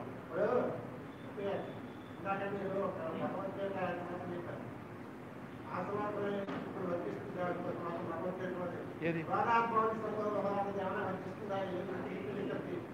భగవద్గీతలో ప్రతి శ్లోకం ఎప్పుడూ అందరికీ వర్తిస్తుంది. క్రోధోద్భవతి సమ్మోహ స్మృతి విభ్రమ, స్మృతి భ్రంశాత్ బుద్ధినాశో ప్రణశ్యతి. ఏదైనా సరే మనం అలాగ ఒక సమ్మోహితపరిచి, అది మంచి గుణం అని చెడ్డ గుణం అని సమ్మోహితపరిచి దాంట్లో మనం కానీ లీనమైపోయామా కోరిక పెరుగుతుంది. ఆ కోరిక పెరగడంతో ఆశ పుడుతుంది. ఆ ఆశతోటే మనకు ఉన్నటువంటి మొత్తం ఇంద్రియాలు అన్నీ చచ్చిపోతాయి. అది టాప్ ప్రయారిటీలోకి వచ్చేస్తుంది. స్మృతి అంతా పోతుంది. అంటే నువ్వేంటి, నీ ఆలోచన ఏంటి, మనం ఎందుకు వచ్చాం ఇక్కడికి, అన్నీ పోతాయి. స్మృతి భ్రంశ బుద్ధినాశం ఇంకా అక్కడి నుంచి సర్వం నాశనమే. అది ఓన్లీ ఎవరికో కాదు, ఇది ప్రతి ఒక్కడికి వర్తిస్తుంది. ఇది మనం ఏంటి అన్నది మనం ఎప్పుడు కూడా మనసులో ఆడుతూ ఉండాలి. అది నిన్ను చూడగానే నీ మీద కోపంలో అది మర్చిపోయావనుకో, నువ్వు ఎంత నష్టపోతావో తెలియదు, కానీ నేను మాత్రం టోటల్గా నష్టపోతాను. చాలా చాలా విపత్కరమైన పరిస్థితి ఉంది. రాష్ట్రం కాదు, దేశం కాదు, ప్రపంచం కాదు, చాలా విపత్కరమైనటువంటి పరిస్థితులు ఎదుర్కోవాలి. అన్నిటికన్నా టాప్ మోస్ట్ ప్రయారిటీ మనం ఇవ్వాల్సింది ఏంటంటే మనం బతికుండాలి. అప్పటికి మనం లేకపోతే ప్రపంచమే లేదు కదా. మనం బతికుండాలంటే ఏం చేయాలో చెప్తున్నారు. దీనికి ఏం మందు లేదురా అబ్బాయి, దూరంగా ఉండు, మాస్క్ వేసుకో, ఇంటికి వెళ్ళి చేతులు కడుక్కుని స్నానం చేయి, వీలైతే వేడి నీళ్ళు స్నానం చేయి, ఎప్పటికప్పుడు ఆ కరోనా దగ్గర రాకుండా చేయి అని చెప్తున్నారు. ఫాలో అవుతాం. అయినా నిన్న పేపర్లో చూసినట్టున్నాను, మన సౌత్ ఇండియాలోనే రాయవెల్లూరు తర్వాత అంత ఓల్డ్ అండ్ అంత పాపులర్ హాస్పిటల్ విజయ హాస్పిటల్, బిఎన్ రెడ్డి గారిది, అదే చందమామ విజయ మూవీసు, ఎంత పెద్ద హాస్పిటల్, ఎంత అక్కడికి వెళ్ళి శవాన్ని బయటకెళ్తే ప్రాణాలతో బయటకు వస్తాడనేటువంటి లెవెల్లో ఉండే హాస్పిటల్. ఆ హాస్పిటల్ డైరెక్టరే 43 ఏళ్లవాడు, కొన్ని పెద్ద ముసలాడు కాదు, 43 ఏళ్లవాడు చచ్చిపోయాడు కరోనా వచ్చి. సో డెత్ అనేది మన కంట్రోల్లో ఉన్నది కాదు, కరోనా అన్నది మాత్రం మనం కంట్రోల్లో పెట్టుకోవచ్చు అని చెప్తున్నారు. ఓకే, ఫాలో అవుదాం. పెద్ద కష్టమైన రూల్స్ కూడా ఏం కాదు, ఇవి చాలా సులువైన రూల్స్. ఆ రూల్స్ ఫాలో అయితే బాగుంటుంది. ఆ రూల్స్ ఫాలో అవడంలో భాగంగానే ముఖ్యులు అందరూ, కలెక్టర్లు, ఎస్పీలు, ఎప్పుడైనా మీడియా ముందుకు వచ్చేటువంటి రాజకీయ నాయకులు ఖచ్చితంగా ఇలా వేసుకుంటూ ఉండండి. మాట్లాడాలంటే మీరు తీసేమన్నారు, తీసి మాట్లాడతాం, మళ్ళీ వేసుకోవాలి. ఇది చేయండి. ఇది చేస్తేనే చాలా మటుకు ఆగిపోతుందని చెప్తున్నారు.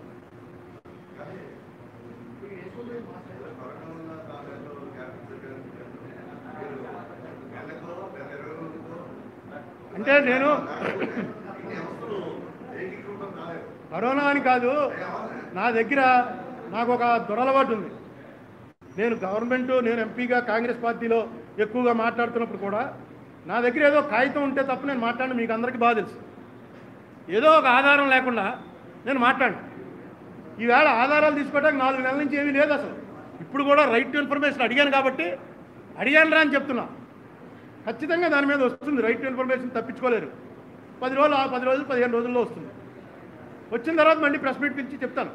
కానీ కరోనా తీవ్రంగా ఉంటే మాత్రం పెట్టను. ఇవాళ కూడా రేపు నుంచి క్లోజ్, మళ్ళీ లాక్డౌన్ అన్న సంగతి నాకు 2 రోజుల ముందే తెలుసుంటే ఇవాళ కూడా పెట్టకపోదు. నాకు లాస్ట్ మినిట్లో ఇది తెలిసిన తర్వాత నేను బాబీని అడిగితే బాబీ అన్నాడు, ఎన్నిసార్లు అండి ఇలాగా దూరంగా కూర్చుంటారు, 6 అడుగులకి వేసేస్తాను అని ఏదో చెప్పాడు. అప్పుడే నాకు ఆలోచన రావాల్సి ఉంటుంది. 6 అడుగులు ఎక్కడ సరిపోతుంది, సరిపోదు. కానీ నాకు కూడా కొంచెం సరదాగా మీతో మాట్లాడాలని.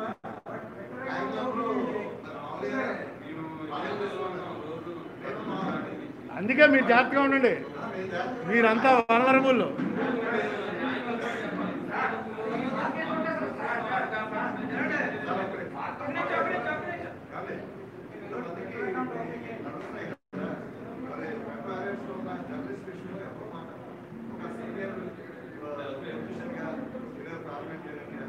ఏంటి ఏమో ఏదో ఇది ఇచ్చారో, ఏదో ఫండ్ ఇచ్చారని చెప్పినట్టు.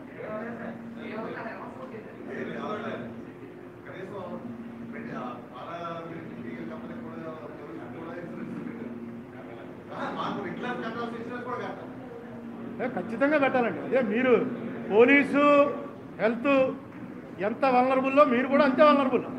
డెఫినెట్గా నేను ప్రభుత్వాన్ని కోరుతున్నాను, వెంటనే జర్నలిస్టులు ఎవరైతే ఉన్నారో రాష్ట్ర వ్యాప్తంగా ఎంతమంది ఉంటారు? మా అంటే 5,000 ఉంటారా? 10,000 మంది ఉంటారు జర్నలిస్టులు. వీళ్ళకి ఏదో ఈ కరోనా అనేటువంటి దాన్ని దృష్టిలో పెట్టుకుని ఒక సౌకర్యం ఏర్పాటు చేయాలి. ఖచ్చితంగా చేయాలి. చేశారేమో అనుకున్నా, ఎక్కడో చదివినట్టు గుర్తు నాకు. ఇన్సూరెన్స్ కూడా లేదా?